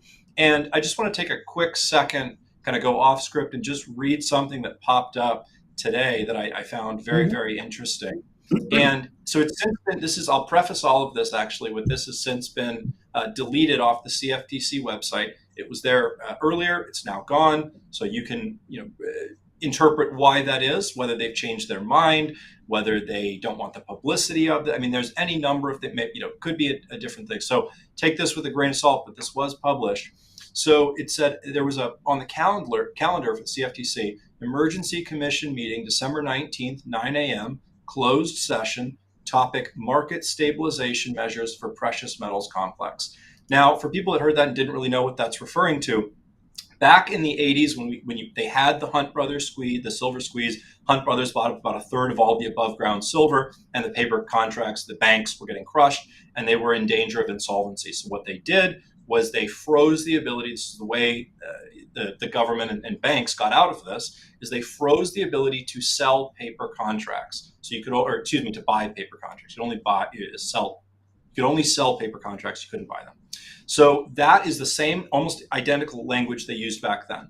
Now the difference, because people will say, "Oh man, is this really bad news for silver?" No. This is actually, and this is why I think maybe it's gotten taken down. This would be the greatest thing for silver. If you remember a while back, we had the decoupling with the backwardation that people may remember, where the futures price and the physical price, the spot price of silver was differentiating. So there is becoming, in the past, that's not the case because there wasn't this demand on silver. So if paper silver went down, physical silver went down along with it. And that was how the Hunt brothers kind of came on the other end of this. At this point, though, what would happen is the opposite. It's kind of like it's the Chernobyl of this. And what happened with Chernobyl, they were trying to cool the reactors. It had the opposite effect, and obviously it blew up. So this would be the Chernobyl of the silver markets, in that all of a sudden, banks would hope that silver prices would go down. However, they wouldn't, because the demand on silver is still there. So everyone that has a silver contract that's not getting filled would then say, okay, well, this is useless, and then be forced to go buy physical silver that same day. We would see the demand on physical silver 100x overnight, because that's about the difference between contracts on physical silver to paper silver to physical silver. So we would see this massive explosion of demand, and there's not the above ground silver currently. It's not held by just one person. It's spread out across many people, many banks, etc. So you would see immediately this implosion or explosion, I should say, in the price of silver in a way we've never seen. I tend to believe, my personal thoughts are that this was initially an idea of how to keep banks solvent that were looking like they may fail. JP Morgan would be one that is in a massive silver short position, so they're hoping this doesn't happen. This may have been talked about as a way to save them, but then as they looked back at it more, they realized this would just implode. So all of this to say, whether this does or does, if it does happen, great, that's tremendous. If it doesn't happen, all it shows here is that there are people behind the scenes that have no idea how to deal with silver as it is right now. So I'll just end with that. I know that was a little off topic, but I did want to bring that up. No, that's great stuff. I'm going to comment real quick and go right over to Will Barney. I can't wait to weigh in on this. Folks, the way I see this from the layman's viewpoint, what Bill just walked us through, we caught him. We got him. And the master chess player at the helm in the executive branch and the commander-in-chief is going to make that final gotcha checkmate move because we caught them. And now the banks, from when you just described, trying to get as much gold as they can, well, while that's their last attempt, that only helps where we're heading. So that's how we got them there. And the second thing is this backwardation issue that you've talked about with the price differential between the spot price and the futures contracts. We got them there. Boy, we got them going. And I'm getting chills and celebrating this. Will, why don't you ground me and our audience and contribute to the discussion? Well, Bill's correct in everything that he's saying. In fact, we had this actually play out at the top of this week when JP Morgan themselves finally cried uncle and gave up all their short positions. They just took it in the shorts. And not only did they just pay out all their positions, which was very expensive to do, by the way, they went long on silver. They went the opposite direction on 750 million ounces. This is all part of desperation, okay, to hold on to what's coming, because metals, whether it be gold or the silver, collapse the Federal Reserve when the entire thing's baked on fiat. If you can create money with a mouse click, what do you do when there's an alternative to that that's actually backed by something, right? Amen. You're going to have a problem. And so you can't keep that up. And the differential you talked about between paper and between physical, that is huge. If you look at the last 5 years, we've run a deficit in terms of demand to what the supply is coming out of the ground, which means for the last 5 years, we've been draining reserves just to meet the demand that people are buying it up at. Well, you can't do that forever. Eventually, there's no reserves left, and we're nearing that point right now. So that's what's putting this upward pressure. We were $66 today, as you said, John, earlier. This is incredible. $66. Is it going to stop there? No, it's not going to stop there because there's nothing to keep it moving. All of the fundamentals say demand has not slowed. It has only increased. And as the price drives up, it creates further desperation for people. If they're holding paper, they're going to go after physical. If you're not holding physical and you see the price going up, you want to get it before it's gone because it's got to move. And silver particularly, I expect to see gold continue to rise for various reasons, but silver is just massively suppressed. I mean, its value is just completely out of line. It shouldn't be at 80-1 to gold. Not even close. I mean, we should be at least within 20-1. I mean, what's going on here? So we have, if you look back thousands of years, you have historical numbers. That's usually always been somewhere. I think the lowest was maybe 7-1 and high end of maybe 20-1. But if that's your average over thousands of years, and somebody should be saying something's wrong when it's 80-1, right? It's been manipulated. And now you have a big manipulator, JP Morgan, who's saying, forget it. We're never going to get ahead of this. They just bit the bullet, said, let's pay it off and let's move on. And so I expect that we may see something similar coming from Bank of America soon. We'll keep an eye on that. because they're really taking it in the shorts too. Every dollar it raises is just killing them right now. And they're going to have to probably do the same thing JP Morgan did and just say, all right, we're out. We can't keep doing this. So this is going to be interesting as we go forward. Now, you guys talked about inflation. I just want to make one little comment about inflation because I think it's fascinating. In the current system that we have right now, inflation has been completely run away. And it is, I agree with what Bill said. It's been policy. Absolutely. He was spot on when he said that. If you can create $1 trillion and you did nothing but push a button on a mouse, click, and you create $1 trillion, you didn't put anything of value up for it. You didn't have to pull it out of your back shed and say, well, I got a vault back there. I'll pull the value out of there.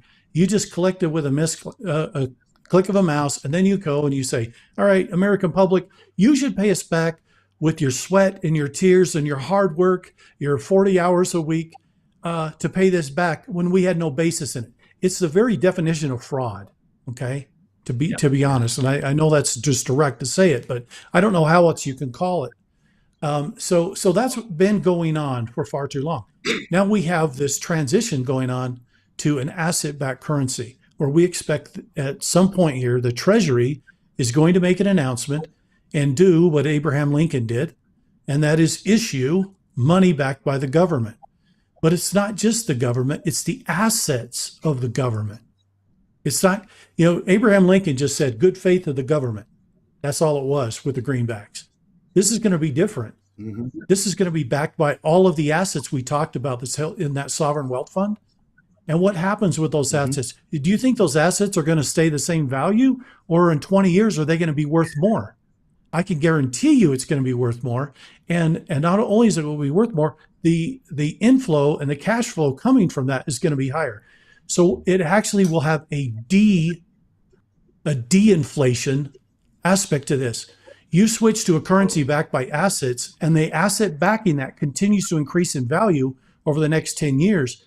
The U.S. debt clock is projecting a possibility of a 25 to 30% increase in value of the money just because of that, because it's a dividend dollar. It's a dividend from the assets of the country.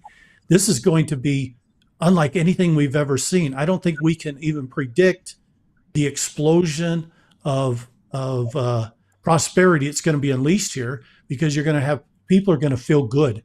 They're going to feel good about what's happening. They're going to be investing in things that maybe they wouldn't have done before because they were worried about the inflationary aspect, and they're going to start going forward. And I think you're going to see an expansion in a great way over the next 10 to 20 years. Real quick, and we'll have Bill weigh in as well, but Will, great differentiation that you've brought to my and our audience's attention, the comparison between what Lincoln did, and thank goodness he did what he did. He was a great president, but the comparison of good faith and credit based on now good faith and credit, but asset backed by the assets of this country. That's a great point to raise. A couple of quick comments will go to Bill.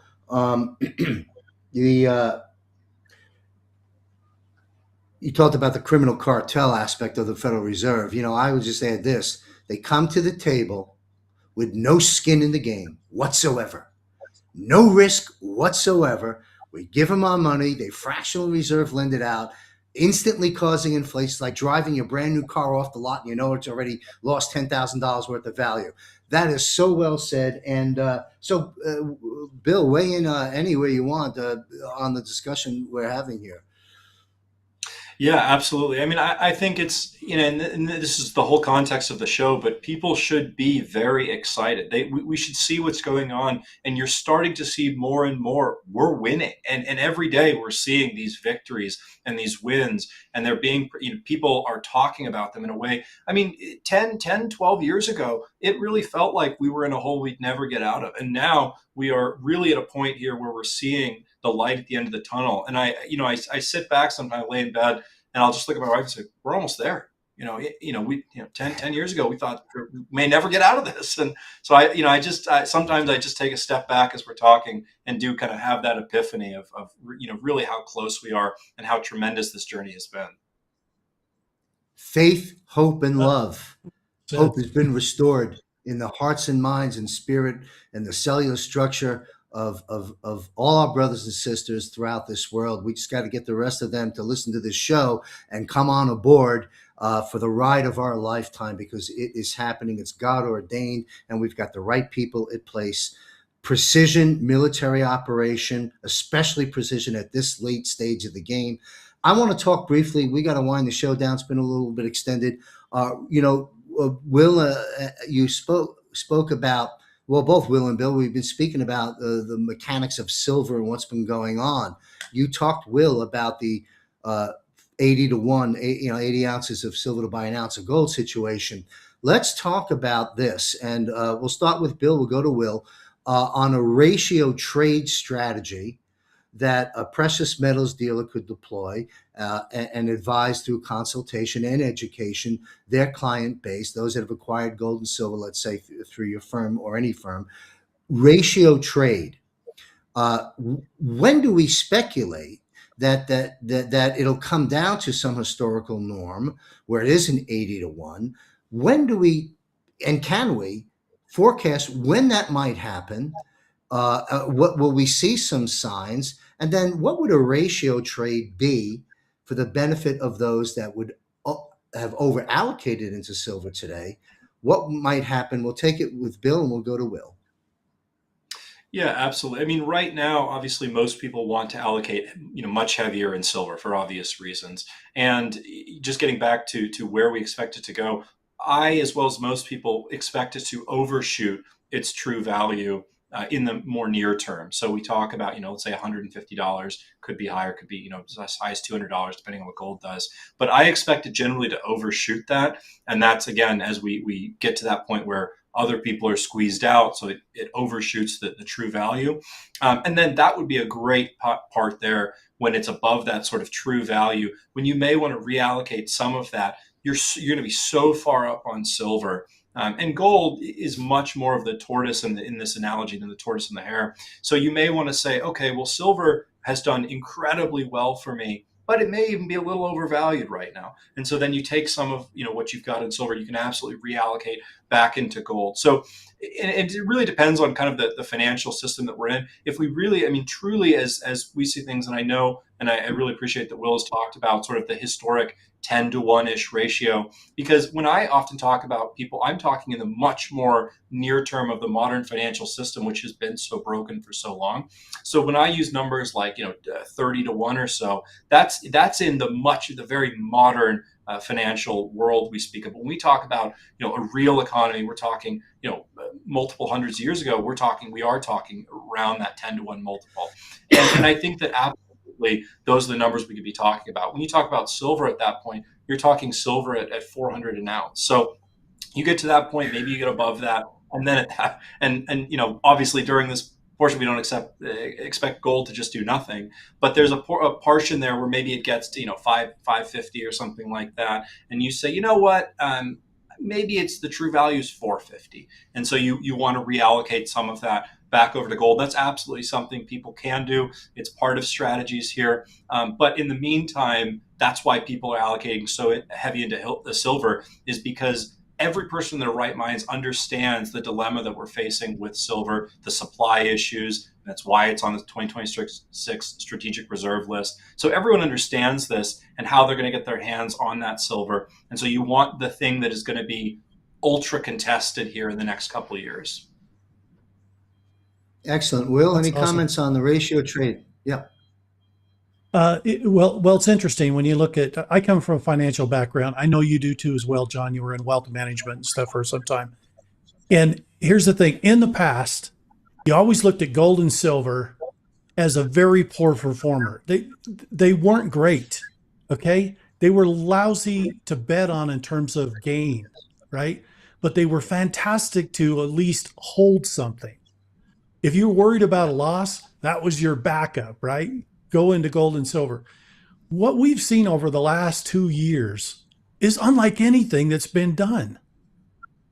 You're talking about a 200+% increase in 2 years. I mean, has anybody ever seen that in the silver market? No, not ever. Not in that short a period of time. So it's really fascinating what's happening right now. And normally I would say, yeah, metals is to protect wealth, to hold wealth. It's not really to grow it. You use other investments for growing, right? However, this is defying all logic right now, and I think it's only because it was suppressed down to such a high ratio. Its number was so low that it has to go somewhere, and that's only but up. It can only go up.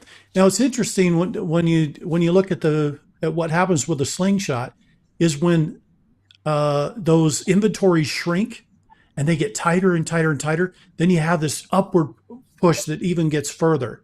And you could have it, we talked about a decent ratio should be what, 400 an ounce, so that maybe a 10-to-1. But what if it shoots beyond that and it goes to 800? Well, I can guarantee you the smart guy is going to be there and he's going to be, Bill, I need some gold. I'll trade you silver right now. Okay. Because he knows it's going to come back into a proper alignment, Sure. right? So it's for those that are wise, they're watching silver. They know it can't go down. It can only go up, at least into a proper structure in terms of ratio with gold and silver. And so I think some people are going to play that. Now, silver's an interesting thing, different from gold. Gold, there's a lot more gold out there than people know. Okay, there's plenty of inventory of gold. The challenge with silver is that it's an industrial metal. It's being used in electric cars and in electronics and all these other things. It's used in missiles and defense equipment and everything else. So it's being consumed in these products, whereas gold is mainly just sitting in vaults, right? It's not being used up, consumed. I mean, yeah, there's a portion Right. going to jewelry, but that's just such a small piece of it. So silver is just another anomaly because it's being consumed, it's being used, and yet the inventories are shrinking. So I really think there's a possibility for that metal in particular to slingshot and go beyond the ratio for a short period of time before settling back. And that's just because of the dynamics of what's happening here. Yeah. Well said. Yeah. I And just want to mention this. Go ahead, Bill. Go ahead. I was just going to touch, yeah, and I just want to, because you've said this and Juan has said this, and I agree entirely, and that's that, in a lot of ways, gold and silver, it doesn't produce anything. It's not like it's out there, growing a company or whatnot. So you would think of it in the past, and maybe not particularly gold, silver. At least now we have the industrial side that is, and gold to a lesser degree, but silver especially. But the way that I have always talked to people, and so I love the way you said this, is I look at gold and silver as a vehicle. And it's a vehicle that's taking you from point A to point A or point B. And you may, obviously, if you're traveling, sometimes use a plane, sometimes use a boat, sometimes use a car. But right now, maybe you're crossing, this financial transition is an ocean, and you need a boat, and that's what gold and silver is. But once we're across that, obviously you may shift and you may say, okay, I need a car now. But it presents a really unique time in our history when gold and silver is responding to that. And that's why we're seeing this growth, is because it's responding to the fact that a lot of people need boats right now. Well said. This is to our audience. There's a lot of doom and gloom out there, and we know, according to Juan and other military folks I interview, we may not have yet had our near-death experience because a lot of things are yet to be revealed. That'll be rather concerning to the target audience. But we'll get through that, and we'll get through that successfully, and we'll clean up the mess later.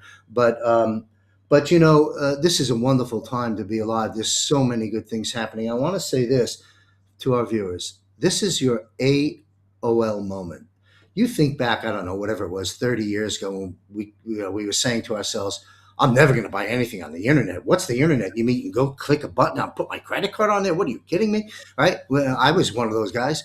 I mean, I was laughing at people. I wouldn't even, so, but people started to buy AOL at that time, and we know what that turned out to. This is your AOL moment when it comes to crypto, and you've gotten some great education on this broadcast from Will on that, as well as your AOL moment in both gold and silver. It is not too late. In fact, even though we've gone this far, this is the beginning. And so, and thanks to Bill and Will driving those points home. Folks, this is the AOL moment So take advantage of it. And I'm going to talk about a few different ways you can do that and help pave a yellow brick road for you to get there as I wrap up this show in a minute. I want to thank Will Barney very much for your knowledge and expertise in the world you come from, in the world you're in, and where the world you're heading into. Tell people how they can follow you beyond this broadcast, which you appear on every other week, website and so forth. Thanks a lot, Will Barney. Go ahead. You can find us on our website. It's EnochGS, ENOCHGS.com. That is our website. Not on there, you'll find all the other, go to the contact us page and you'll see the X.com and the True Social and Rumble and all the other channels that are there so that you can follow our work. Really, to give everybody just a 30-second overview, who we are, what do we do? We are a humanitarian project company. So we are building a massive digital data infrastructure system. I'm talking very large scale that allows us to run humanitarian projects across the world, launching thousands per year, and do it with privacy and security. And everything is at the highest level of security. We're a military grade plus system, and we're putting this together so that projects have a future where they won't be spied on, they won't be maligned in any way, and they can actually see their projects come to fruition. So we're all about the launching and management of projects. That's what the whole system is about. Of course, we have hundreds of our own projects, which is how we got into doing the infrastructure, is we needed a way to manage it. And the other options out there just are not secure. Look at every cloud system out there, and it's scary how unsecure it is. It's absolutely scary. So we wanted to build something that we could use into the future, and everybody could feel safe and secure, and that they could do their good works around the world. So go to EnochGS.com. It stands for Enoch Global Services, and you can find out everything about that on the website. Thanks. Brilliant work. Thank you. My first introduction, because I hadn't been to the website yet. I'll go there now, and I appreciate you making that announcement. In fact, next time you're on this broadcast, let's launch into that in more detail. Let's give us some updates. Let's feature the website on the screen. Let's educate our audience about this great work you and presumably you have a team, of course, getting this stuff done. Thank you very much, Will Barney. Thank you for being here. Great value. You know, these two gentlemen are voices of our time, in my opinion, among others, in the financial sector, at least as we bring it out here on this show, providing extraordinary value to anyone with ears to listen and eyes to see. Thank you, Will Barney. Bill, stay on the screen. Let's go full screen with Bill. I want to conclude this broadcast with Bill on a very important subject, precious metals deals. This is a warning for everyone because we've learned about some incredible information. We've peeled the curtain back. We've seen a lot of things, a lot of revelations, and a lot of great news. All right. Now, I'm not oblivious to the fact that we've got dangers and we're all struggling. I get all that, but it's coming to an end. Remember, faith, hope, and love. I'm the hope guy. All right. So, Bill, precious metals deals, as you well know in your competitive field, that have very little regulation. And I know firsthand, secondhand, that there's going to be some regulation coming down the pike a year or two down the road. We'll talk about that in another broadcast because time's running out. But precious metals dealers have very little regulation right now. Sure, there are RICO laws and you can't buy it with cash and so forth. But what are some of the pitfalls? And I know there's a lot. And by the way, folks, if you want to get the rest of the a lot, go to wealthcoachuniversity.com, check out the 10 free modules, go to the precious metals one, and you'll understand some more of the pitfalls, and Bill knows them very well. But highlight just a few of the key things, Bill, if you will, to alert our viewers before they go into the precious metals world. What are some of the pitfalls that are created clandestinely oftentimes by a lot of precious metals firms that you want to alert them to, and how your firm differs? Yeah, absolutely. So a few that come to mind right off the top would be, one is the point of sale. So you purchase the metals, and then from that point on, and then they may promise you, that we're going to be your best friend. We're going to talk to you about this for years and years to come. And the second you finish that sale, you are a second-class citizen. You will never really be talked to again. Maybe you'll be pawned off to someone else, but basically that's the end. And which, obviously, if you're going to precious metals, oftentimes you're relying on having that, that contact there for a variety of different things. So it comes as quite a shock. I talk to people all the time. They'll reach out to Genesis and they'll say, "Can you help us with this? Because we worked with this company over here, and they don't talk to us anymore." So that would be the first piece there, is a major pitfall, and I see that across a lot of companies. That is one way that we are very different, in that we have a continued. In fact, my December, is one of the busiest times of the year. And generally it's just because we're doing, portfolio. We're looking through, what people have done for the year. Maybe they want to change from silver to gold, or gold to silver, whatever it might be, or, RMDs, all of these different things. But I'm talking with, tons and tons of clients here every day. I've got appointments all through December. So that's my December. And anyone I work with, that's something that they get out of me, is that, I'm in contact with them, and that's an ongoing relationship. The next thing I would highlight there is when you're actually purchasing the metals. So often, you'll see things like, and don't get me wrong, there's a place people can own, numismatic, semi-numismatic things. There's a place for that. But one of the things I'll see a lot is people will come in and they'll have, their entire portfolio in, collectible proof coins. Basically, really what they are, proof coins, just for people that aren't aware, they're stamped, multiple times there. They look very glossy. They're very beautiful to look at. Now, does that mean that you should pay a very, very, very substantial premium to have your entire portfolio in these collector coins? Absolutely not. Most of the people that I talk to don't want that. But, in fact, people will call and ask for a second opinion about metals they've purchased. And they say, "I didn't want these collector coins. That's not what I was looking for." But there was a slick salesman that told me this was the best thing since sliced bread, and then I kind of got duped into it. So that's one thing, is always just the products here, is, what is being touted, what is being put in front of you. You really have to educate yourself. And I would say the way that we're different is we do a comprehensive education on, what are all of these different things you're seeing? What are the different, why one, why coins, why bars, why small denomination, why large denomination? What are the pros and cons? And people can make whatever decision they determine. Some people want large denomination bars. Some people, I want small denomination silver, for instance, because that's a little more barterable in case things go sideways. So having that education and being able to make a decision that actually fits you, versus someone behind a desk telling you this is what you're getting, take my word for it, don't ask any questions. I think that that's the thing that people, when they talk with me and they've worked with a metals company before, is they're always shocked by that difference of saying, "I actually got what I wanted here," versus what someone told me to get. And then the final one I would point out is just that most people assume that once they've purchased metals, that's the end of it. But oftentimes, many of these companies will charge significant amounts on the buyback side. So people will get in, they'll, cost money to get into metals, sure, but then they're wholly surprised to find that the other company is raking them over the coals to buy their metals back, or they're out there, on a journey to find someone to purchase these metals, and that person's looking to make a buck as well. So there's so many pitfalls, and I could go on, for a long, long time. But at the end of the day, dealing with someone who is going to be just and fair and honest is so key and so important. And that's one of the things that I take a lot of pride in. It's why I'm at Genesis. It's not the first metal company I ever left, or ever worked at. Full transparency, I left another company and actually went back into Christian ministry, because I was like, I don't want to be a part of this. If they're going to be unhappy with the way that I want to conduct business, and that's not how they want, because maybe the margins are smaller or this or that, then that's just fine. It's just not something I'll be a part of.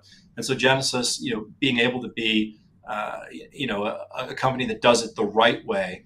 And I think it's a testament to the fact that we see so many repeat clients. It blows my mind, this company versus the last company. Every day I'm getting people calling, "Hey, Bill, I worked with you." I got a text from a lady here, actually, that watches your show. And I talked to her and helped her a while back. And she said, "We were just talking, and, I saw you on John Michael Chambers, and, you were the best. I've talked to other companies, and I just was reminded of how great," and that really warms my heart. I get a lot of Christmas cards. So it's an indication that we're doing the right thing over here.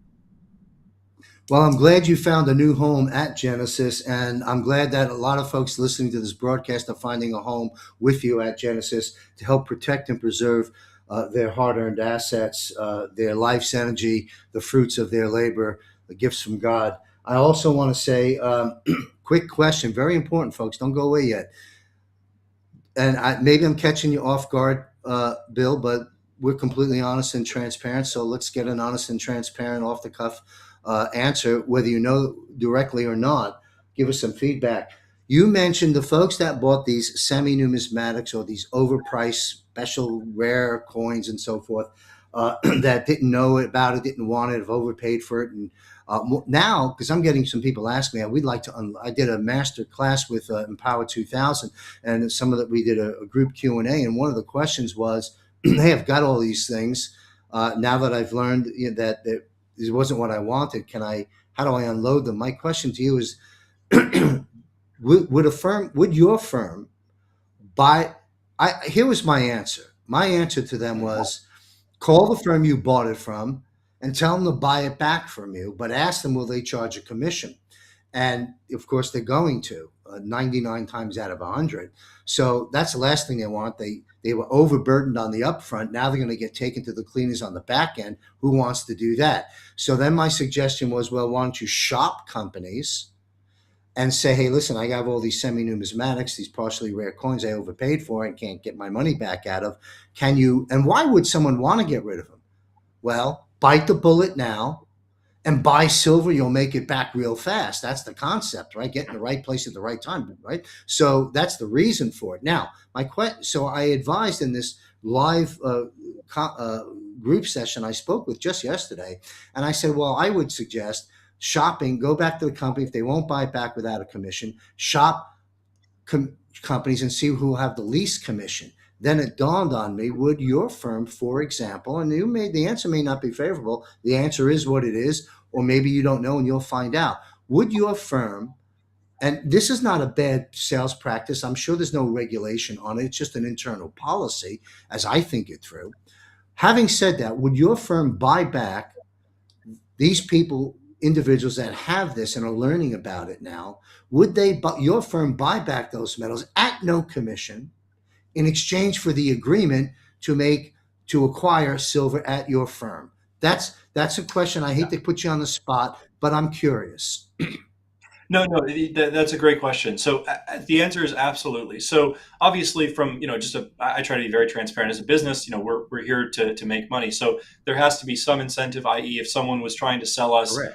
Precious metal from another company and purchase no intention to buy other metals, we're it's really no incentive for us. But obviously, if the idea is we're going to actually make a purchase here with the funds that are acquired from this, then yeah, we can find an outlet. I mean, we do a lot of business. Some people want that stuff. Maybe not for everything they have, Right. but some people do want that. So we can find Right. procure buyers for that. So that's not really an issue, as long as the incentive is there, i.e., there's a purchase to be had falling through. Then absolutely. I mean, it's good business here to help people and assist with people. Sometimes it's even just giving people an idea of what they should expect or look for. I have plenty of times people come in and call, and it's not that. They are just looking to liquidate, but they just want some guidance on, well, how, maybe what is fair for this, what should I say, what pitfalls. And I'm happy to take some time out of my day to assist someone that's been on the wrong side of this, because I think that's what,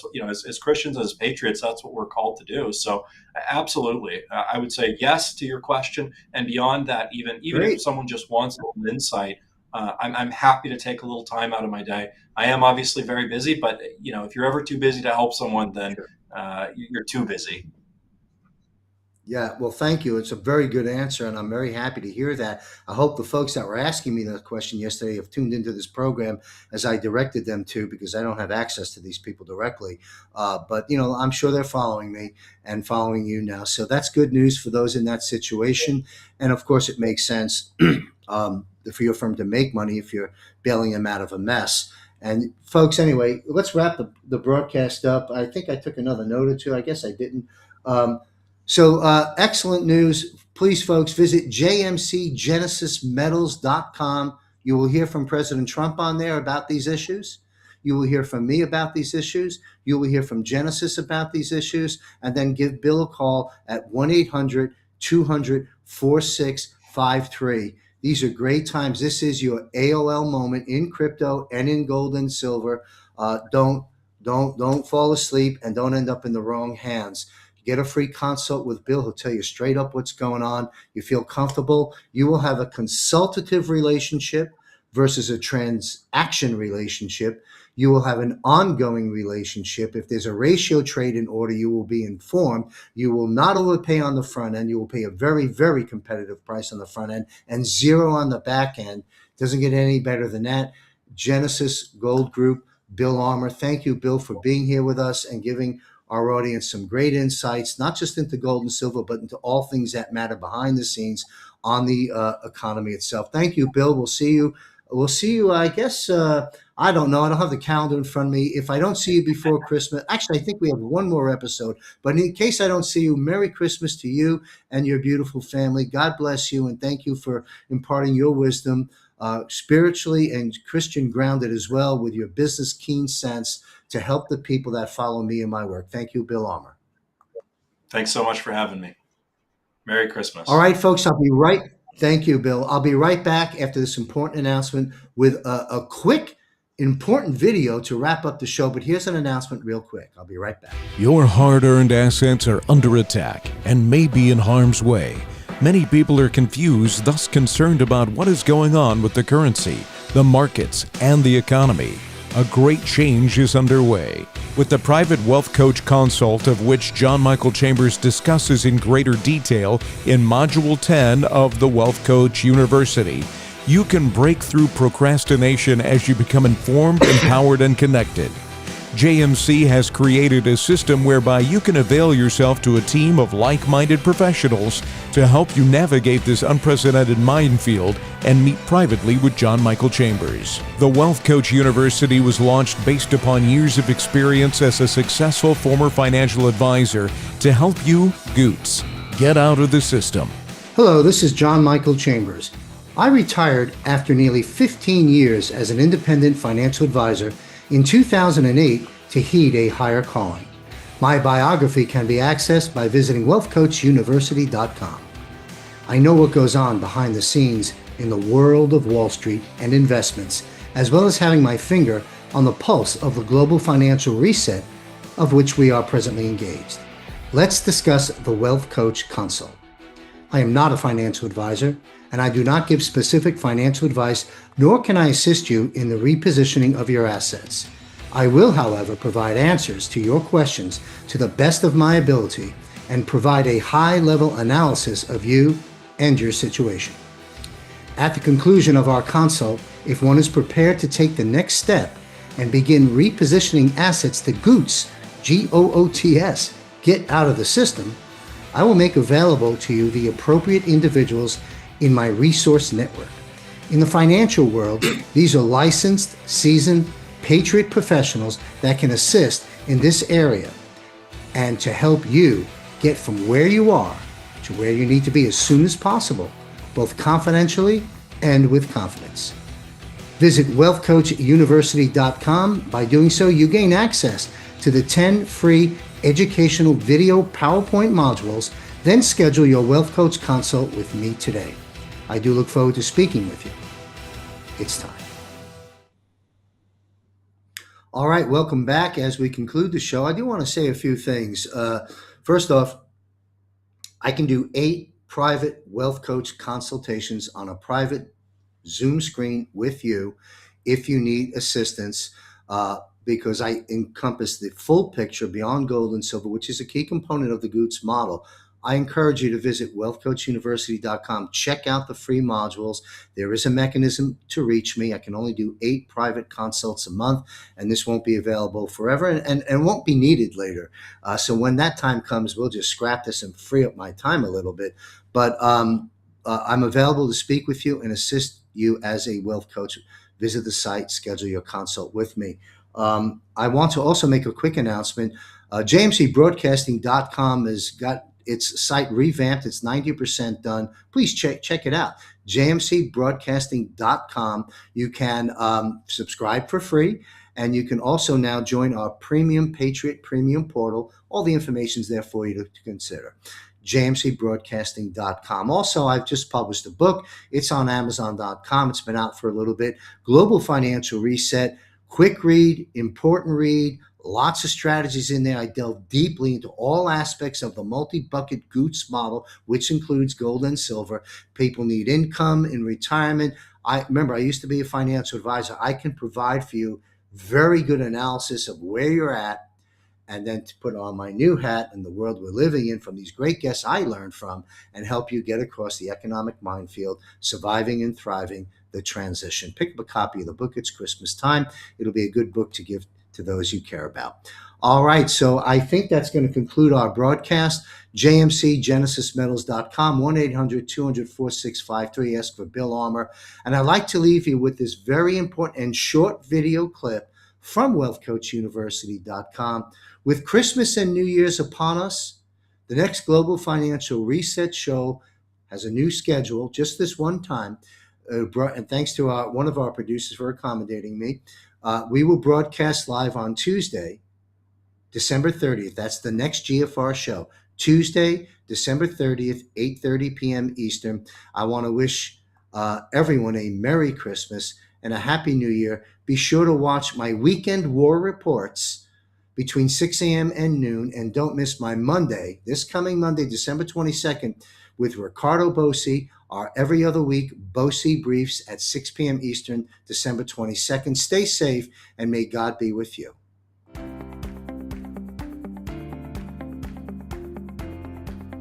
All right, I am John Michael Chambers, and welcome to the final module, Module 10 of the Wealth Coach University. Congratulations, you've made it this far. Appreciate you being here with me. As I mentioned in the previous modules, I'm available, but on a very limited basis, to meet with you one-on-one privately on a Zoom audio call. You can click on Schedule Your Wealth Coach Consult with JMC for the logistical and functional details and availability. It's quite simple, couple of clicks. Now, many people, again, have been asking and reaching out to me, asking me to address the swirling confusions surrounding how to protect and preserve their hard-earned assets and to make sense of all the change that is rather unclear to many of us at this time. This subject is addressed on occasion with me and my guests on my special programming episodes, but with all the other issues of this war at hand, I simply could not do this any justice, resulting in the public needing and wanting and asking for more. Thus, I formed the Wealth Coach University. Wealth Coach University includes the ability to have a private consult with me and meet my resource network. I still believe there is a closing window of opportunity to be in the right place at the right time to avoid what is happening and what is coming soon.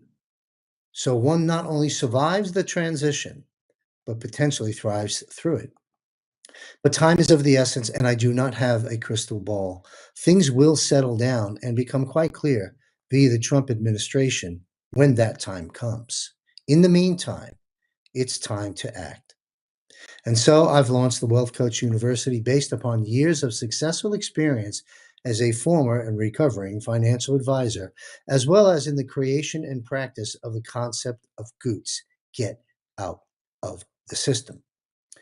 So what can you expect? Well, in the interest of time, it is strongly recommended that you have listened to each and every module in sequential order, taking notes along the way to help you best prepare for our discussion. Time is valuable, time is money. I had mentioned this at the closing of Module 1, as you may recall. So once we are connected on the Zoom audio, and you do not need a Zoom app, you just need a device, a cell phone, a laptop, computer, etc. We will begin right away by addressing the questions you may have. The hour goes by fast, or the hours go by fast. There are several consulting coaching options that I've made available for you, as you will see on the Wealth Coach University site landing page, where you go to schedule your consult with me. And I believe option 2, the 3-hour block, serves most well. You'll know what's best for you.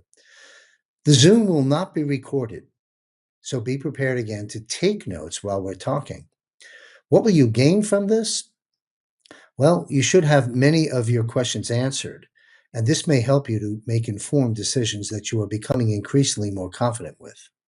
If another consult is needed, or throughout weeks, months, the year, etc., secure the time, and we shall meet again.